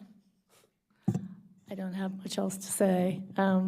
When I was in high school, I went to Walter Johnson High School. We used to take our punch cards from our computer programming in Fortran up to the ComSat building to be fed into their computers And if you did one thing wrong, you'd get the whole stack back and you'd have to start over again. I never made it into the building, but I think it's an awesome building. I completely understand how big it is and how hard it's going to be to turn it into something else. And there's nothing worse than a historic building that doesn't find a new purpose for being. I was working on this project up in Philly, the family court building, and it doesn't, the pro forma doesn't work. It's a historic building. It's been through a number of developers. We've tried many different things, even with tax credits, they still can't get the pro forma to work.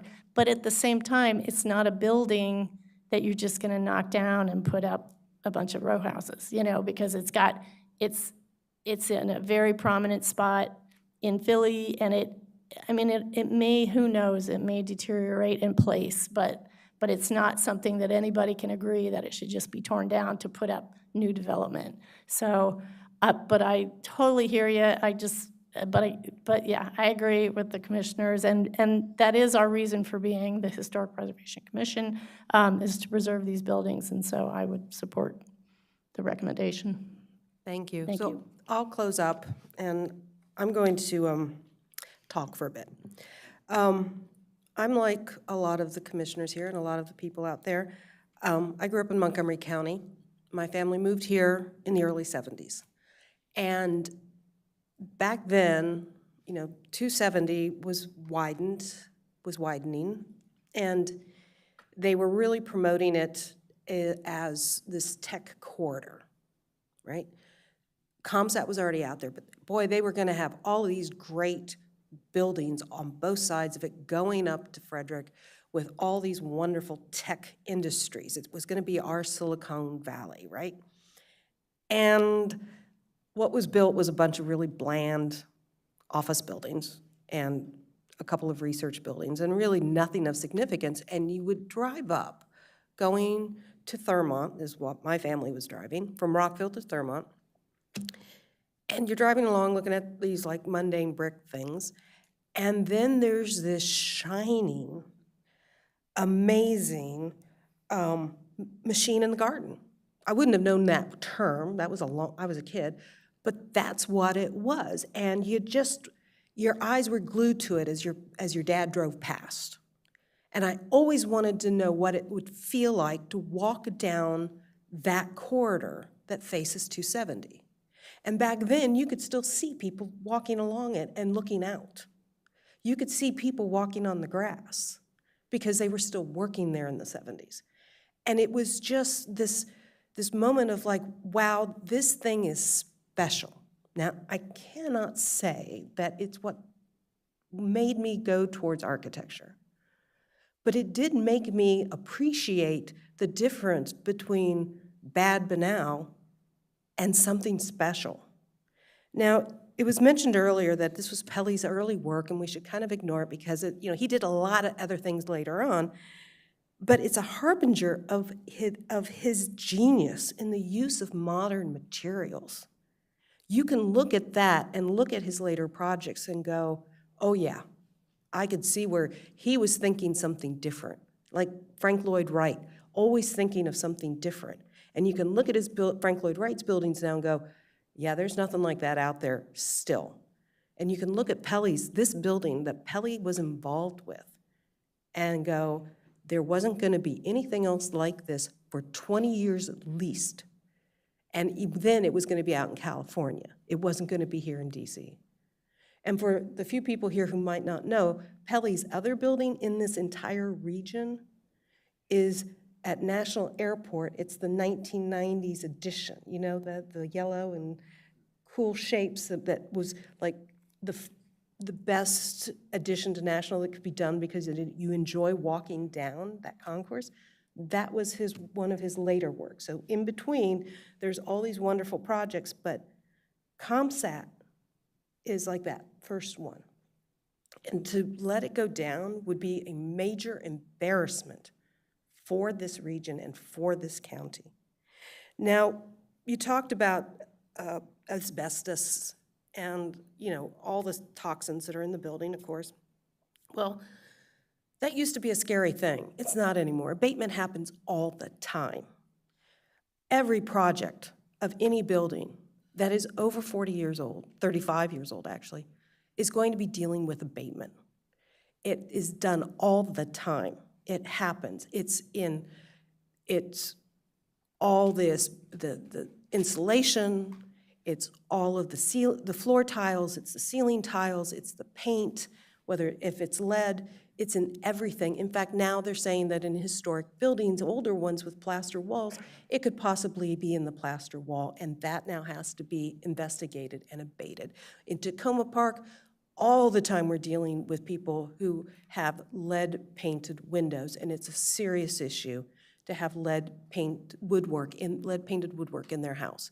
We deal with it all the time. I deal with it in my 1928 bungalow. I've got lead in my house. You just deal with it. It's a cost. It's just one of those costs. So I kind of like forget that. But with time, in related to preservation, you get perspective.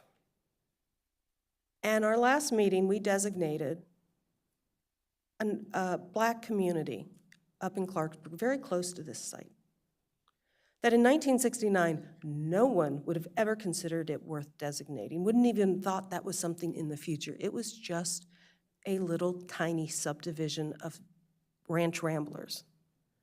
But you know why it was designated last meeting? Because the land was bought and developed and built by an African-American man for his community to have houses, because when he built them, the entire county was redlined and they couldn't get houses built. And he did it for them. And that is why it's designated today. And I can tell you, 20 years ago, it wouldn't have even been considered, but now it is. So his time gives us perspective to appreciate some things. And even if it's financially uncomfortable or inconvenient or difficult or seemingly impossible, we know what's worth preserving, what's worth keeping. And ComSat's one of those buildings. Just like the Heckingers building was worth preserving, and the Silver Theater, and the seminary, and how many buildings do we have in the DC region that were saved from demolition, really close to demolition, because a community stood up and said, no, no, no, no, no, you're not doing that. Or because a HPC or a preservation board of whatever jurisdiction it was stood up and said, no, you're not doing this, you are keeping this one, because it's worth it. And given age, when you're old enough to have remembered when ComSat was still open and your family drove past it when you were a kid, like some of us, then you appreciate what it meant to you as a resident of Montgomery County, as not quite understanding, but knowing that it was satellites and science and it was technology. You kind of wonder how many kids in this county over the last 50 years have kind of gone into science because that building was there and that was kind of cool and it made them think. And we don't know because the public doesn't know about this building. No one's been in it. When a lot of other buildings, the seminary, when it was still in the Navy's or the military's hands, they used to have dances in the ballroom. And this is back when it was really in bad shape. But we would go into these dances and have dances in that ballroom. So there were a lot of people in this county who knew what the seminary meant, even when at the time, no one would have said it was worth saving. And then the military was going to tear it down. But the people who got to see it and be in it and around it, they knew, and they knew it was worth saving. I told you I was going to talk. Okay, so you know that I'm going to support, designating this, but I want to touch on two last current events that I think are worth remembering. And these are very current, okay? So the first one is the fires in California. Now, those were devastating fires. Thousands of people have lost their homes. Thousands of homes have been lost in one day. It's just horrific.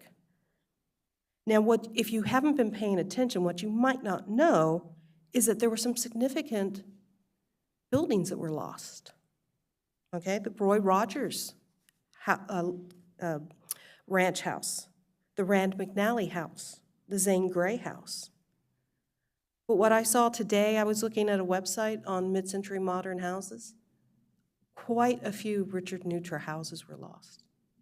Yes, and houses by other premier mid-century architects have been lost, burned, forever gone.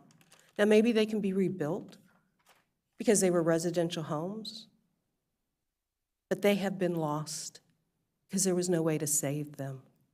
And that's a shame that they were lost. And it's going to be a shame if they can't be rebuilt, or at least remembered, or they'll only be remembered as a photograph of a house that's gone. And to have lose so many of them in one day or 2 days is just devastating to his architectural history, to the architectural community, and to that community in California that has a really deep passion for their architectural heritage, more so than I think we do here. And finally, concept is technology. It was satellites, when satellite was, I mean, we're talking about a time when they were just getting to the moon, but ComSat had already developed its satellites, and satellites were the technology. They were connecting the rest of the world together, right? This was really high technology back when Silicon Valley was still, growing. This last week, how many tech leaders were in town for the inauguration? Were there at the inauguration? And I won't get into any of the reasonings or rationales or anything, but they were there. These are the guys who 2 of them want to go to space. 1 of them wants to go to Mars. A lot of those guys are at the forefront of new technology. And they were here in DC. Now, I kind of wonder if they had known about ComSat, that it was that close, would they have taken a couple hours just to drive up and look at it and kind of wonder, gee, isn't this a really cool place? Because, I mean, they have so many amazing technology centers in California, in Silicon Valley. I mean, masters of architecture, modern buildings, but we have one too. And are we going to so easily lose it because it's not convenient, because it's expensive, because we haven't figured out quite yet what to do with it? When you look at it and you're like, oh, there's got to be something. So, as you know, as you can tell, obviously, I support the nomination. And now, I will stop talking, and I would like to make a motion that the commission concurs with the staff recommendations and finds the ComSat laboratory satisfies the 6 designation criteria as outlined in 24A-3B of the county code. That proposes an environmental setting of 33.47 acres and transmits their recommendation to list Comcast laboratories in the master plan for historic preservation to the planning board and the county council. Do I have a second? This is Commissioner Damiani, I would second. Thank you. I will make let's do a roll call for history on this one, okay? We'll start. Commissioner Damiani, yay. Commissioner Pelletier, yay. Chair Burdett, yay. Commissioner Galway, yay. Commissioner Dolman, yay. Commissioner Nasser, yay. Unanimous. We will send our recommendation to the planning board and the county council that this be nominated to the master plan for historic designation. And I sincerely hope that the planning board can change its mind and take our recommendation to heart. And with the advocacy of the local community, that we preserve this historic building, this hallmark of Montgomery County's growth and an early start in technology before anybody decides against it and lets it go down. And I thank everybody who came tonight and gave testimony. We appreciate it. And we do support the owner in his efforts to find a use. We do appreciate the hard work you've done, and we hope that you continue to help find a use for this building. And I thank the public testimony, really excellent testimony. Thank you very much. And I thank the commissioners. Thank you, Madam Chair. So that concludes this item. Do you want to move on to the hops now? Yes, because it's going to be, after all this time, yes, it's going to be pretty quick tonight, I think. Okay. Okay. So 1 second while the staff transitions.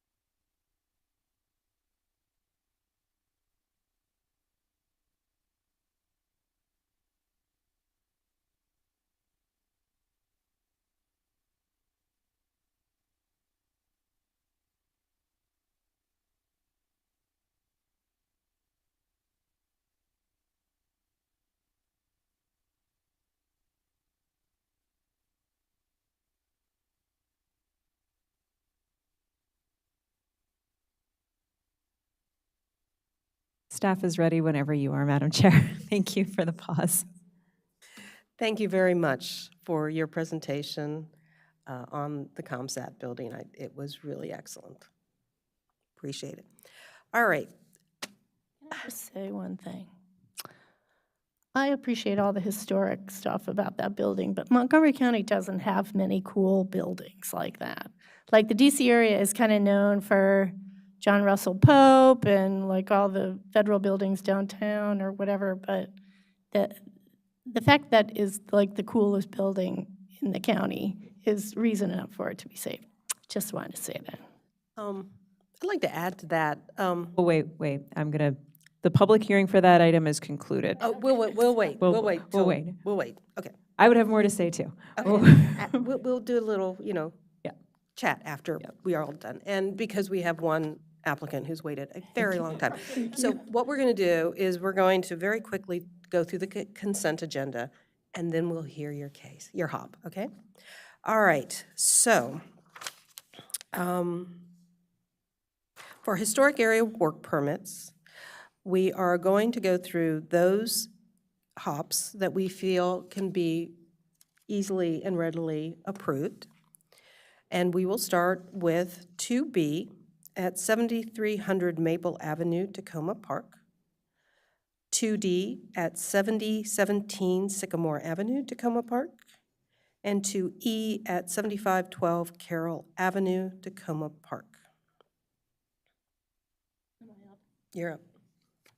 Madam Chair, did you ask about objections? Are there any objections to that? And Hearing none. none, okay. Madam Chair, hearing no objections, I move that we approve the following historic area work permits in accordance with the staff reports based on the record before us and in consideration of the recommendations of the local advisory panels, including the conditions recommended by staff or striking the conditions recommended. Anyway, the following refers, 2B, 109-6389 at 7300 Maple Avenue, Tacoma Park. HOP number 107-5104 at 7017 Sycamore in Tacoma Park, and HOP 109-8628 at 7512 Carroll Avenue in Tacoma Park. All in favor, say aye. Well, we need a second. Oh, do I have a Second. second? This is Commissioner Dolan, second. All in favor, say aye. Aye. Aye. Any nays or abstentions? If not, these hops are approved. And now we will move on to the one hop we will be hearing tonight. If the applicant would like to come forward. This is item number 2C at 198 Market Street, Brookville, hop number 109-7741. And Ms. Chloe Batch is the applicant. Before we start, Madam Chair, we have a staff presentation. Yes, I'm sorry. Boy, totally out of sync tonight. Yes, does the staff have a presentation, a report? Yes, I do, Madam Chair. This is Laura DiPasquale with the staff. This is a HOP review for fenestration alterations at 198 Market Street, Brookville, which is a circa 1800 mill workers cottage. The stone house is banked into the hillside and partially covered with aluminum siding, as you can see here. Property is listed as a primary resource in the Brookville Historic District and subject to review under Chapter 24A of the Montgomery County Code and the Secretary of the Interior Standards for Rehabilitation. The applicant proposes to replace an existing side entry door, an existing window, and to reinstate 2 attic windows. On the east side of the house, the applicant proposes to install a half-light steel door with internal grids. Staff estimates that the existing door dates to the early to mid-20th century and finds that the existing wood door is in poor condition and is not original to the opening, as evidenced by the proportions of the bottom rail, which has been cut to roughly 2 inches in height, leaving very little space below the panels and above, and reducing the door's structural integrity. There are a number of other issues with the door that the applicant's presentation will also get into, including issues with the framing and overall construction. As submitted, the application calls for a steel door with internal grids. Staff finds that the proposed steel door is not compatible in materials or design with the historic property or district, but does support the replacement of the door with a new wood door that's in keeping with the style and age of the property and its modifications, satisfying Chapter 24A 8B2. On the west side of the house, the applicant proposes to replace one existing non-historic 6/6 vinyl window with internal grids with a 4/4 Provia vinyl window with internal grids. Staff finds that the replacement of the existing vinyl window is appropriate since it is not historic material and cannot be adequately repaired, but that the proposed 4/4 vinyl window with internal grids is not compatible with the historic resource in materials or design. Staff notes that late 18th and early 19th century vernacular buildings typically had windows with multiple vertically oriented small panes of glass divided by wood muntins and held in by putty. Advances in glass-making technology later in the 19th century would make larger panes of glass and therefore fewer divisions of the windows more affordable and common. Staff finds that the proportions of the existing 6/6 configuration are vertically oriented and that the replication of the existing configuration would be compatible with the age of the historic resource and existing wood windows on the house, as with the use of 8/8 windows, but that the proposed 4/4 configuration results in larger horizontal panes that are not compatible with the resource, and that the internal grids and vinyl material are likewise incompatible and fail to satisfy Chapter 24A 8B2 and Standards 6 and 9. And back on the west side, the applicant proposes to reinstate 2 currently infilled attic windows. Staff finds this work is substantiated by the physical evidence of the frames and openings on the interior of the house in keeping with Standard 6, and that the proposed pane configuration appears to be compatible in scale and proportion with the resource, as would 6 light casements in keeping with Standard 9, but that the vinyl material and internal grids are incompatible, as previously stated. So the staff finds there are a mixture of wood, true divided light windows, and vinyl between glass grid or internal grid windows that I could not find evidence had been approved by the HPC and do appear to be post-designation. The existing wood doors appear to date from the early to mid 20th century, and the existing wood door is in poor condition and should be replaced. So staff supports the replacement of the door and windows, but not the material or designs of the proposed door or windows as submitted. In our report, we had included a few examples of wood doors that might be more compatible with the resource, provided they are painted. And we note too that the use of approved wood windows and doors would qualify for the county's 25% historic preservation tax credit. So our staff recommends approval with 3 conditions for the hub, with final approval delegated to staff. One, that the new windows must be true or simulated divided light wood or aluminum clad windows with 7/8-inch muntins with no internal grids. That the replacement door must be paneled wood and have true or simulated divided lights or no glazing. And that the applicant must submit specifications or shop drawings to the staff showing the details of the proposed windows and door and elevation section and plan. And with that, any questions for staff? Are there any questions for staff? Commissioner Doman? Yes, Commissioner Doman. Have we not approved doors that are not wood doors in similar situations on property that is of contributing resource, or in this, I guess this one is a primary resource? I'm trying to figure out if there is a uniform application of staff for making these recommendations, or have we deviated? I mean, I have examples of where we deviated from this and did not necessarily require the applicant to have a wood door when there was a wood door there. So I'm looking for clarification. Sure. I believe you're speaking to the recent application in Boyd's. Yes, that's correct. So in that case, you did approve an alternative material, and it had a direct glazing as opposed to one with an applied, get back to it, sort of seen here, there's an extra lip that kind of applies the glazing with an internal muntin. So in this case, the door is different than the one that was approved in Boyd's. But the one in Boyd's was fiberglass, and we allowed that one to go through. Right. It did have external muntins and was direct glazed as opposed to this one, and both would have been a painted finish, or that one would have had a painted finish. I'm looking for the criteria. If it appears. Additionally, with that building in Boyd's, that was a commercial building. So that was one instance where it was different than this one. Also in Boyd's, that was an early 19th century, turn of the century commercial building. It was a store. In Brookville, which is also listed to the National Register, in Brookville, we are looking at properties that are of a more significant vintage, I would say. This is an early 19th century town with properties that date to the 19th and even a few to the 18th century. And the Miller's Cottage, this is one of the older buildings within the Brookville Historic District. In Brookville, typically the commission has applied a higher standard for material changes, both to the historic buildings and to the new construction.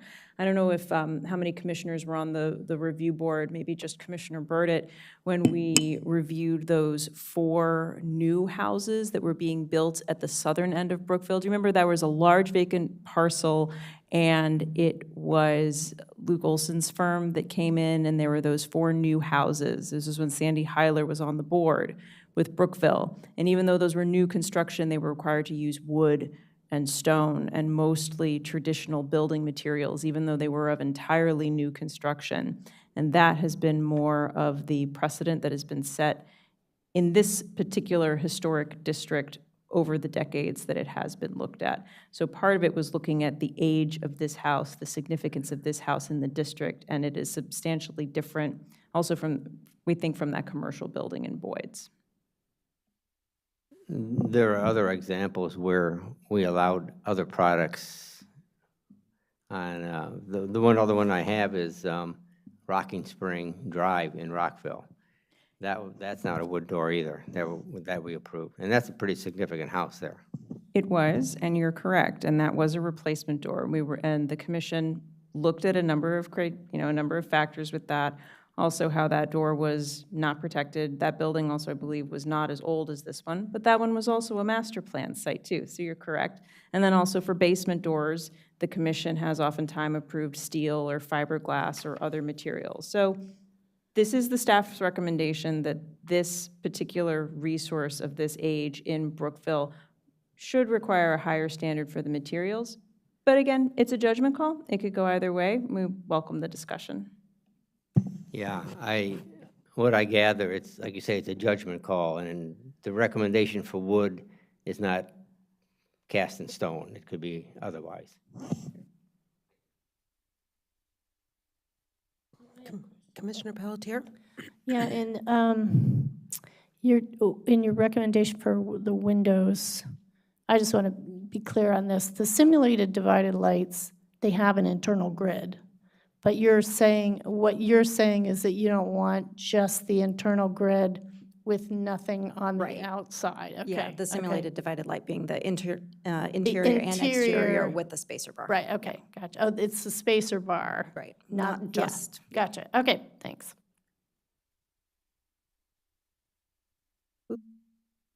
Any other questions for staff? Commissioner Galway? This is Commissioner Galway. You mentioned that the 4/4 light is less traditional, and I certainly support that. It looked like there was, the replacement windows were 6/6, but there was a photograph or two of an 8/8. Do you have any sense of any old photos, were there any old photos or anything that actually showed what would have been there before the replacement windows? Unfortunately, I was not able to find any photos prior to the current configuration. The 8/8 windows are a slightly larger opening. The panes are a little bit kind of narrower and taller, but kind of proportionally, the 6/6 seem to fit the smaller openings that are found throughout the house. All right, thanks, that makes sense. Any more questions for staff? If not, we will move to the applicant, Ms. Chloe Batch. Ms. Batch, you will have 7 minutes to make whatever presentation or argument you would like to make, and then we'll ask you questions afterwards. Thank you. Thank you.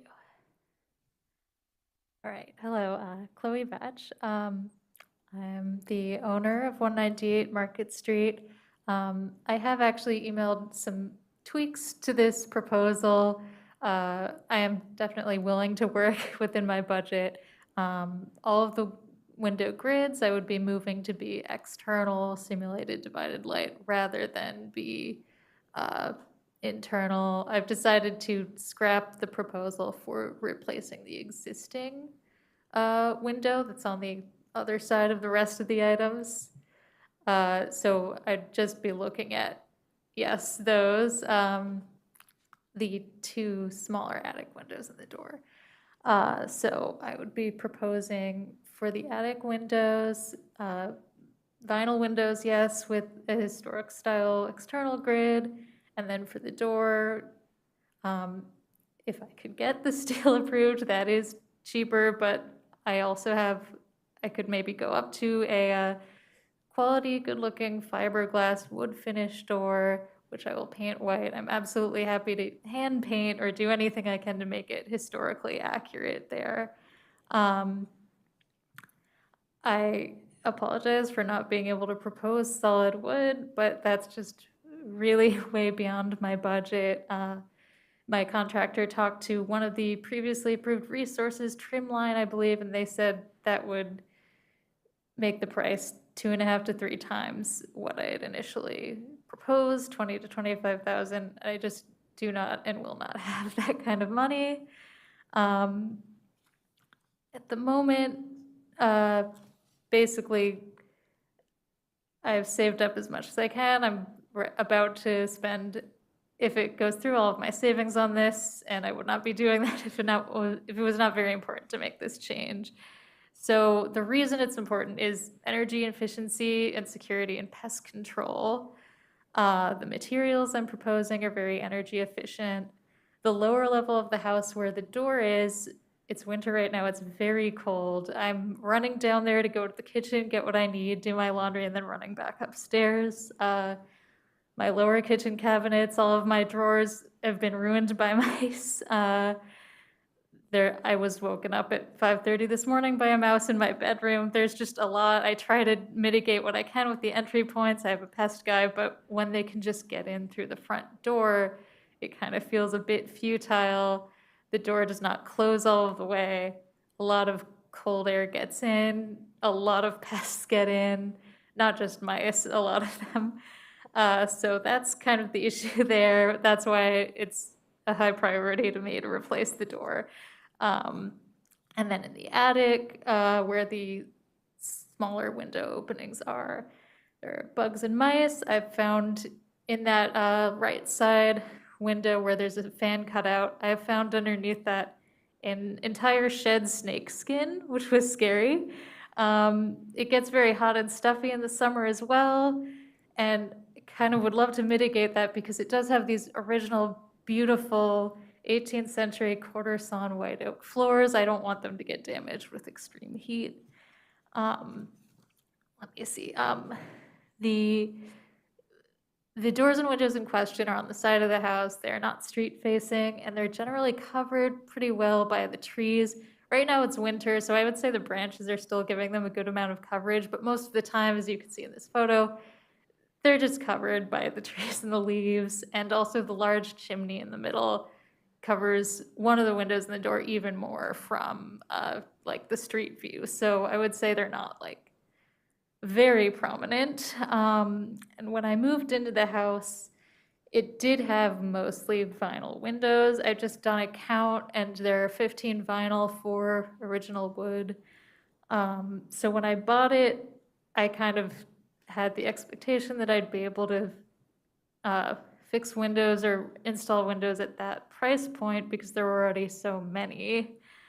And at this point, it kind of just fits in with the rest of the house. I'm a first-time homeowner. Obviously, I did not know quite how much a custom wood door could cost, which I think is kind of what's being recommended. Unfortunately, the door is historic. It's not a standard size, so I have to go custom.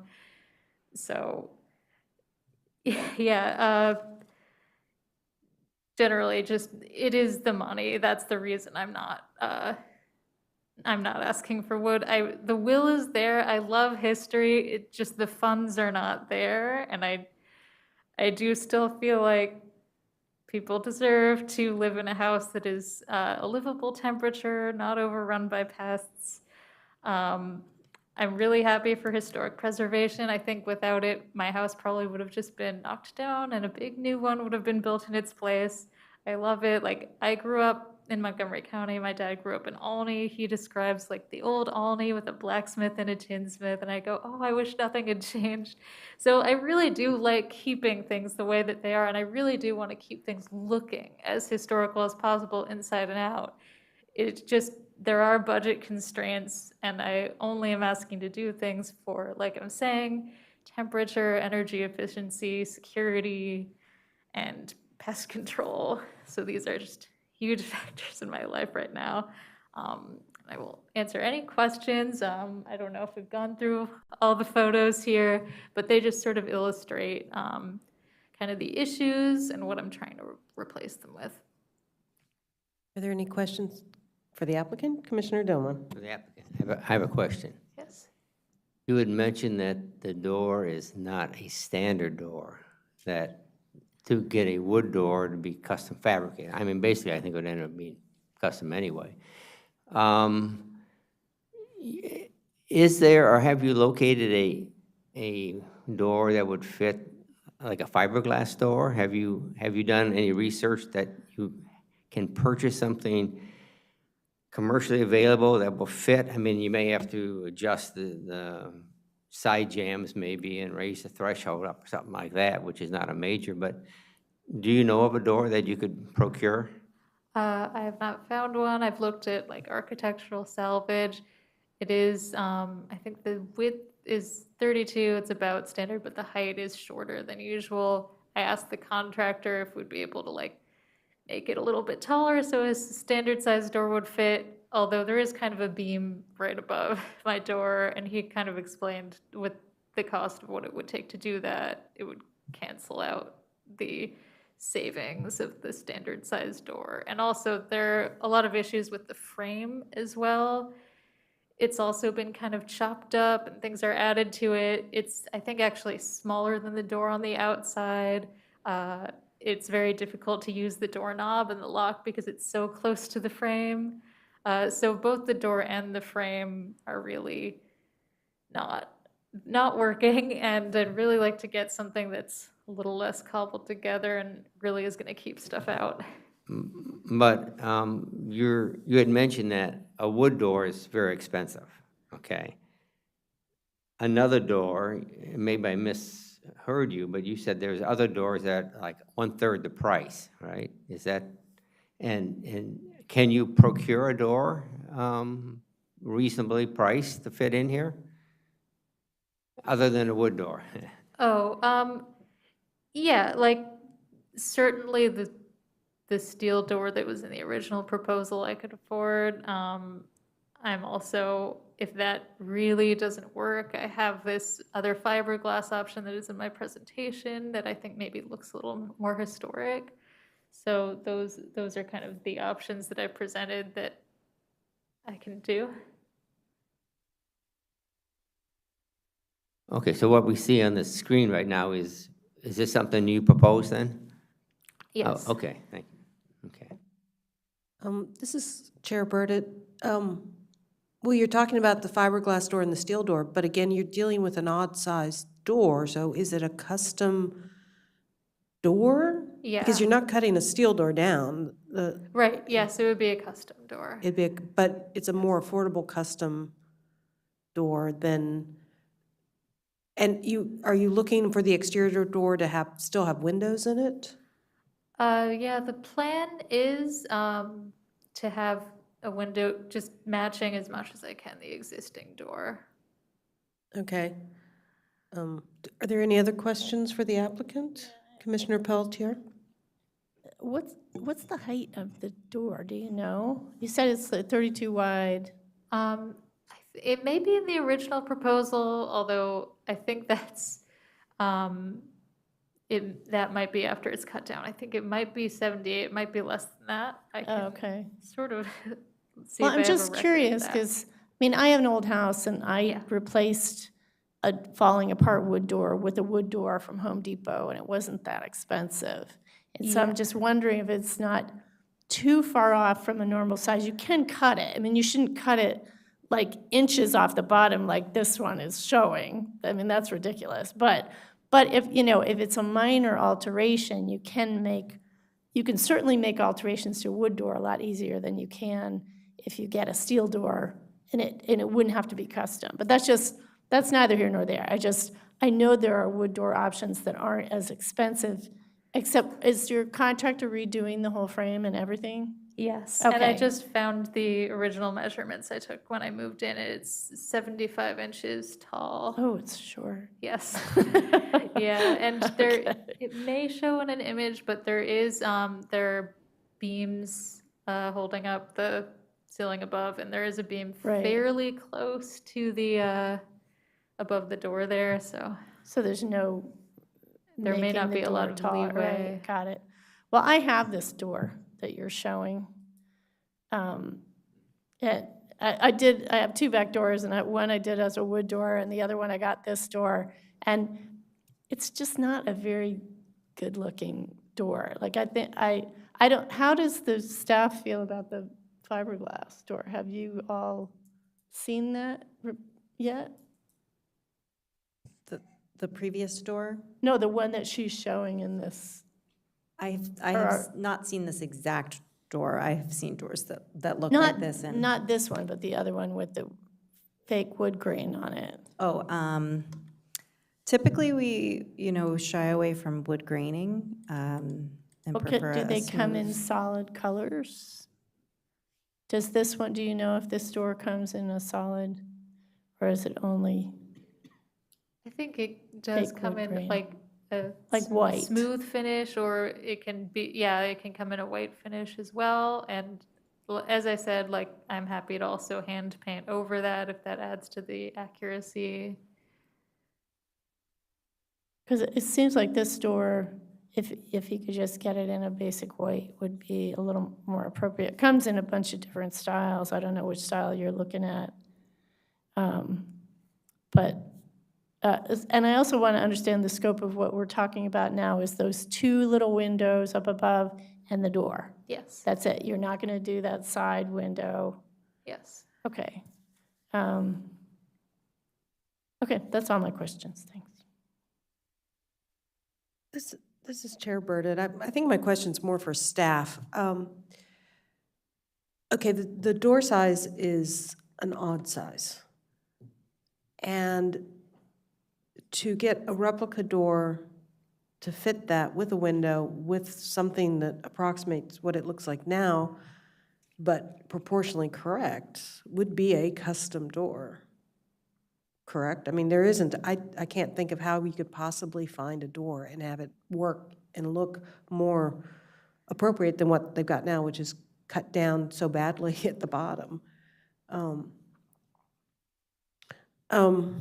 So, I mean, that kind of rules out a vinyl clad door or even a composite. I mean, you're basically looking at a slab door at that point, or a real custom handmade door. Is that a yes? Yes, I probably? mean, I think that is probably likely. You know, we're basing the review off of what was submitted from the contractor.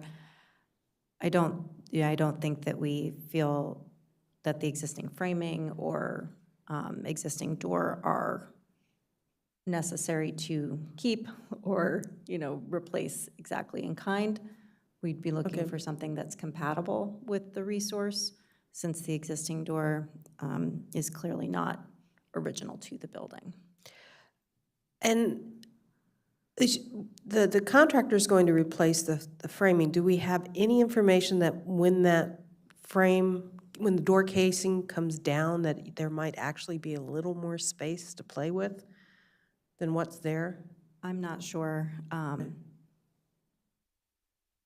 I feel like if there were a way to modify the opening to a more standard size, that, hope I'm not speaking out of turn here, that our staff would be amenable to that, given kind of the alterations that have already happened to this opening. But it does sound like the issue is more with the height than the width of the current opening.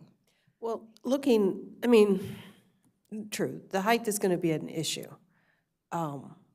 especially if it needs to be paneled as opposed to just a slab. Because then it's going to show up. It's got to be a custom-made door, otherwise it's going to look odd. Whereas if it's just a wood slab, a painted white wood slab with a window in it, then you could possibly cut a door down and have it work. But the frame, the casing around the door frame needs to adjust because of what's happening with the latch, the lock. It needs more room. Because even if you, I mean, it's too tight. I think even with a custom door, it would be too tight. That's the problem. So this is Brookville. It has very high standards, as we are very well aware of. But this is a kind of unique problem where there's nothing that's going to fit that is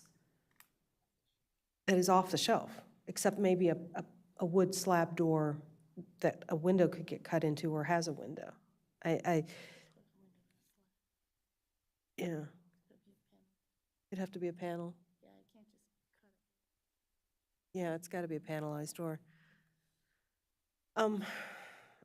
how much latitude do we have? I mean, this is getting, when it's cost prohibitive to this degree. Well, the HPC is not to consider cost. Okay. We've pointed out in the presentation, so this work for the window and the doors would qualify not only for the county's tax credit, but this building is part of the National Register Historic District, so it also qualifies for the 25% rehab tax credit from the state. Now, the rehab tax credit is off of state income taxes, the properties. The county's credit is a property tax credit, so it's sort of two different buckets that it's hitting there. But the point is that all of the work done by the contractor would potentially qualify for a 45% total tax credit. Now, the work would need to be run by the state first, which we've offered with the applicant to help her, fill out the forms and to go through that process with the state. But the state would not approve vinyl for the tax credits. It would have to be wood, potentially a clad window. They might go for that. We could work with the applicant to see, what the state might approve. But the tax credits are in place specifically because rehabilitation to historic buildings is more expensive than to modern buildings. But we could also, there might also be salvaged. I really appreciate the applicant has gone to the extent to look at the salvage yards. There's a lot of doors out there.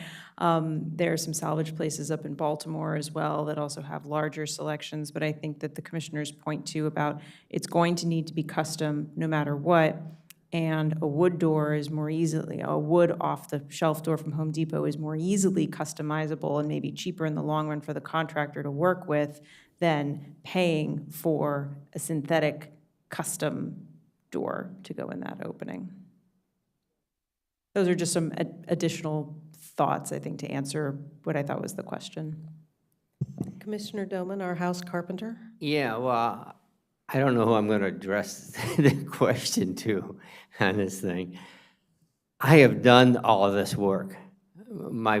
Before being active here, I was a licensed home improvement contractor. I've worked on historic doors. I've done doors like this. I've refitted them. I've done them. I've cut them down to size. I can do all of this, okay? So my question would be, can I consult with our applicant as an independent person, even though I'm on the commission? Well, any of that would be ex parte communication, and the commissioners are appointed by the county council and the executive because you bring particular expertise that is helpful to the county's residents. So there is, however, a pending permit case in front of us, but if you were to, have conversations with the applicant, similar to conversations when you have a site visit for a case, and you just report back if this is deferred, for example, to a subsequent hearing, you would say, I met with the applicant on these dates, this was the advice given, this is the ex parte communication. And to be honest, you might want to recuse yourself from that vote at that point, since you would have had a hand in helping the applicant with a future iteration of the application. Now, I had previously quizzed a little bit about a fiberglass door, but I think in this situation, probably, as Rebecca Paolo said, a wood door from Home Depot may be the best alternative, right? But it's not going to fit. So the door will have to be adjusted, the jambs will have to be adjusted, the threshold may have to be adjusted. I am not licensed anymore, okay? I gave up my license when I retired, so I can't do the work, okay? But I have the expertise. I've done all kinds of doors similar to this, made them fit, made them work one way or the other. We can get a door in there for you, okay? And maybe a wood door would be the best bet for you, Commissioner Doman, a question, a comment. You have a contractor, correct? Yes. So if you talk... I'm not doing the work. Yeah, if you talk with the applicant and her contractor and give them your advice and experience without actually doing the work, that might be sufficient. Yeah, no, I realize that you need a licensed contractor for your tax credits. I understand all that, so. But I would be more than glad to meet with you offline sometime, and I could even make a trip out and take a look at it, because I don't live that far away, so I'd like to look at your house and give you some input. Yeah. Is that Okay. okay with the commission? Okay, well, let's kind of keep on, Commissioner Galway's got a question. This is Commissioner Galway. If it's, do you mind asking what your budget might be to replace the door? Do you have any idea what that might be? Well, so the original proposal was a little over 11,000. With the upgrade to fiberglass, it would be more like 15, 16,000, which is really a stretch. I certainly could not do any more than that. It's for both the door and the 2 windows up top. So basically, that's kind of my budget for like all the combined stuff. As I've explained to the person assigned to my case, my financial situation is going to be changing, so I'm not really going to be able to save more money really in the foreseeable future pretty soon. So it kind of, the amount of money I have is what it is. Right, okay. Well, I'm going to hold off on the comments till later, but I do have one last question. Have you exhausted, first I'll preface it, I saw the photograph and you had some kind of black insulation material on the backside and there's a lot of work. Have you exhausted every capability of pulling that door out, the jamb, the head, all of the trim, and actually having somebody rebuild that door? Because if you've got to spend 11 grand on a new door, you may very well be able to restore that door to a condition for the same amount of money and eliminate any controversy. So the question is, have you exhausted, or have you had a conversation with the contractor in that respect? I hadn't, I kind of assumed, if we can pull up the way that the opening of the door looks with the, I just kind of assumed everything was just in rough shape and not able to fix, but maybe it is. I could look If into there's that. if there's rot, I would say probably, but, if the material is solid, I mean, it looks horrible, don't get me wrong, but that doesn't mean that it can't be, stripped down, taken apart, reassembled, glued, repainted, and it may be an option for you. Okay, if there are no more questions, then I think we have an option tonight. We can either vote up or down, with the staff or something else, or we could defer this to a later date. And we could also separate the windows out and approve them separately and just kind of defer on the door. And considering the kind of weather we're having, I don't think you're going to be taking the door out anytime in the immediate future for rebuilding, because you're not going to be able to find a nice replacement for that duration. But let's talk about this. If you have opinions, let's do this. Would anybody like to start? Commissioner Galway. This is Commissioner Galway. First of all, thank you for taking care of this property. It just warms my heart to know that, you love these kind of homes, and it's really important to have a steward, and so thank you for that. The windows, I think I could go ahead and support, the discussions that we've had today, and I think I could support staff with that. I'm struggling a little bit with the door. I think if there was a fiberglass door or a metal door that looked exactly or very similar to this in terms of the size of the lights and the height and width and the proportions, I might be swayed to say it would be okay. And and I know we're not supposed to think of it from a financial standpoint, but it is a hardship, and I do appreciate that. I have an old home where I have much the same problem, where the door heights are very, very short, and I can't find a door at Home Depot. The darn wood doors, and even, the hollow core for an interior door, you can't buy those because there's not enough wood blocking at the top and the bottom to even trim off a half an inch or so without running into, without the door falling apart. I have spent hours in salvage places as well, trying to find doors that are shorter than the normal 80-inch door that you can buy today. You're right, the 32-inch you can find, there's a lot of standard dimensions there, but the 80 inches is so standard today. So I understand your difficulty, and that's why I brought up the idea of maybe evaluating the possibility of even just repairing that door. And these guys can do some wonderful things, in terms of taking an old piece of wood, as long as it's not rotted, and even in some cases by disassembling, you could reassemble pieces of it. And I'm not suggesting to do that if it was more expensive, but I think ultimately seeing the door that looks very similar to this image, I think is important to really define the character, or to maintain the character of the home, and so that's my comments. Thanks. Commissioner Doman? Yeah, I don't know what else to say. If the homeowner is agreeable, I would like to come by.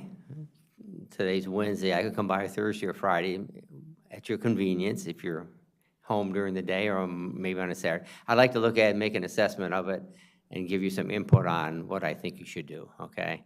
And I think the pricing that you gave is all the labor, because you're gonna have to tear out the jambs, and you have to do a lot of the trim around. I mean, there's a lot of work. It's not just buying a door. I mean, you have a lot of carpentry work involved with this, I understand that. But I would, I see you got a little plaque on the beside the door there too. So I'd like to come by and take a look at it and give you some input, and I guess that might mean we'll have to defer the door issue. Maybe the windows we can go ahead, but the door issue, if it's okay with you. Yeah, absolutely, because all I want is input on how to do things right, so yes. Okay, any other comments? Okay. I'll make this suggestion. I suggest that we vote on the windows tonight, and we defer the door so that the applicant can get some expertise from knowledgeable people, and we come back with a good idea of what is capable between her budget and the contractor's wherewithal, and the expertise comes back and reports back to us his ex parte conversations. So do I have a motion on the windows? This is Commissioner Pelletier. I move that we approve the windows. Can I take this back for a second? Yeah. The windows that you're proposing, the 2/2s, is that what you all looked at, or is this new information? So I believe what the applicant has indicated tonight is that the proposed windows would have simulated divided lights, but are still vinyl. They're a vinyl material, but with a simulated divided light. And as they're opposed to the internal grids. 2/2 windows. They're a 4-pane casement. 4-pane casement, okay. Okay, Oh, and if I can add, there's a photo right there above. I couldn't find any original photos of my house, but I did see there's a house in the neighborhood that looks very similar that did also have this sort of 4 grid. Got So it. that was kind of an influence, and I also have documentation of the amount of vinyl windows in there as well, if we need to see that, but. okay, All right. okay. So I move that we, where are we here? For HOP number 1097741, we approve the installation of the upper windows as presented in the staff report? Are they in the staff report? No.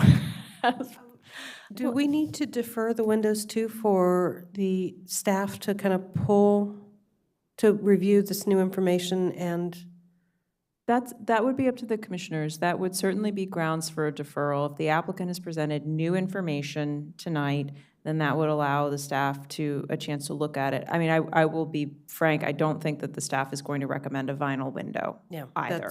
that's However, it is new information for us and for the commissioners to look at and evaluate, so that could be grounds to defer all of the items until the next available hearing, which would be February the 12th. We're doing the agenda for that. We received this information today, which is technically the due date for February 12th, so we could put this on the agenda for February 12th if you wanted to defer it all.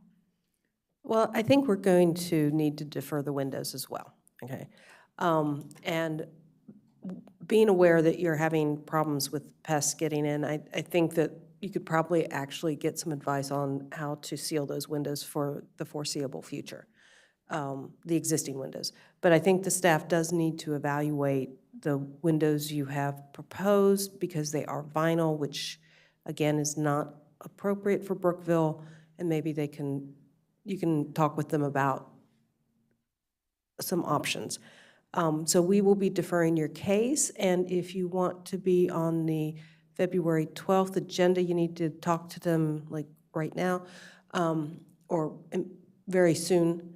Do I need a motion? Yeah, do I need a motion? Oh, You okay. do. Okay, I need a motion to defer. Okay. This is Commissioner Pelletier.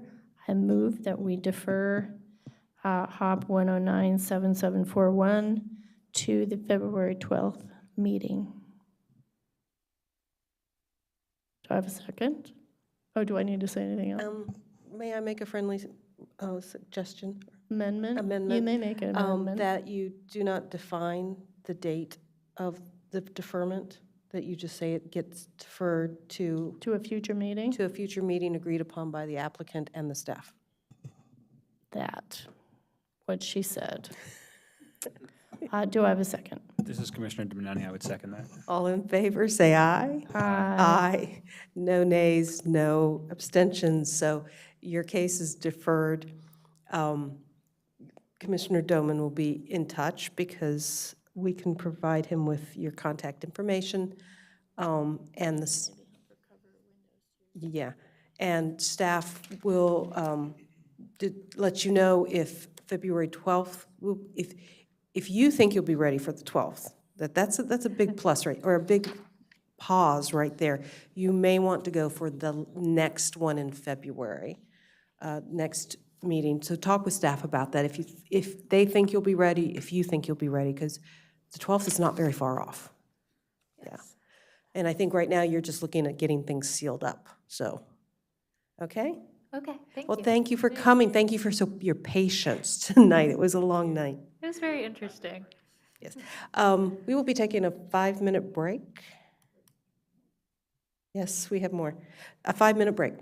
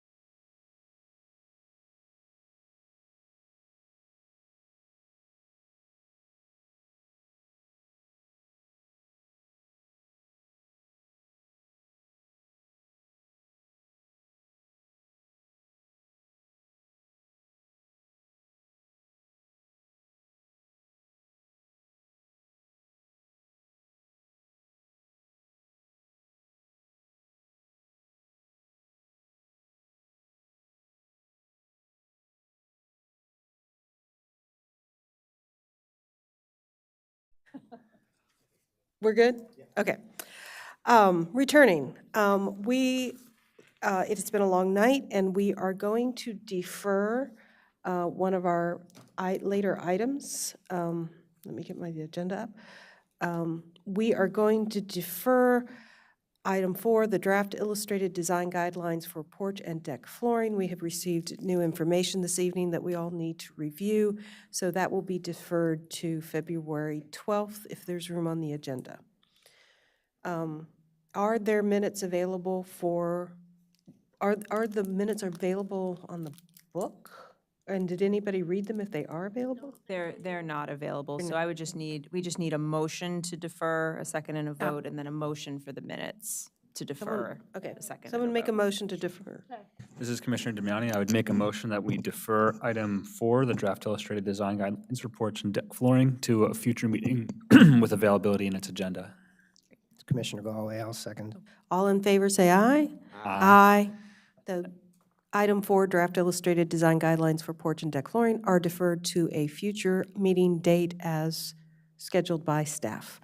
There are no minutes for us to approve this evening. They've just got finished and have not been published in sufficient time. So other business, commission items, the only thing we've got is nothing. She's shaking her, okay, staff items. Nothing. Then this meeting is adjourned.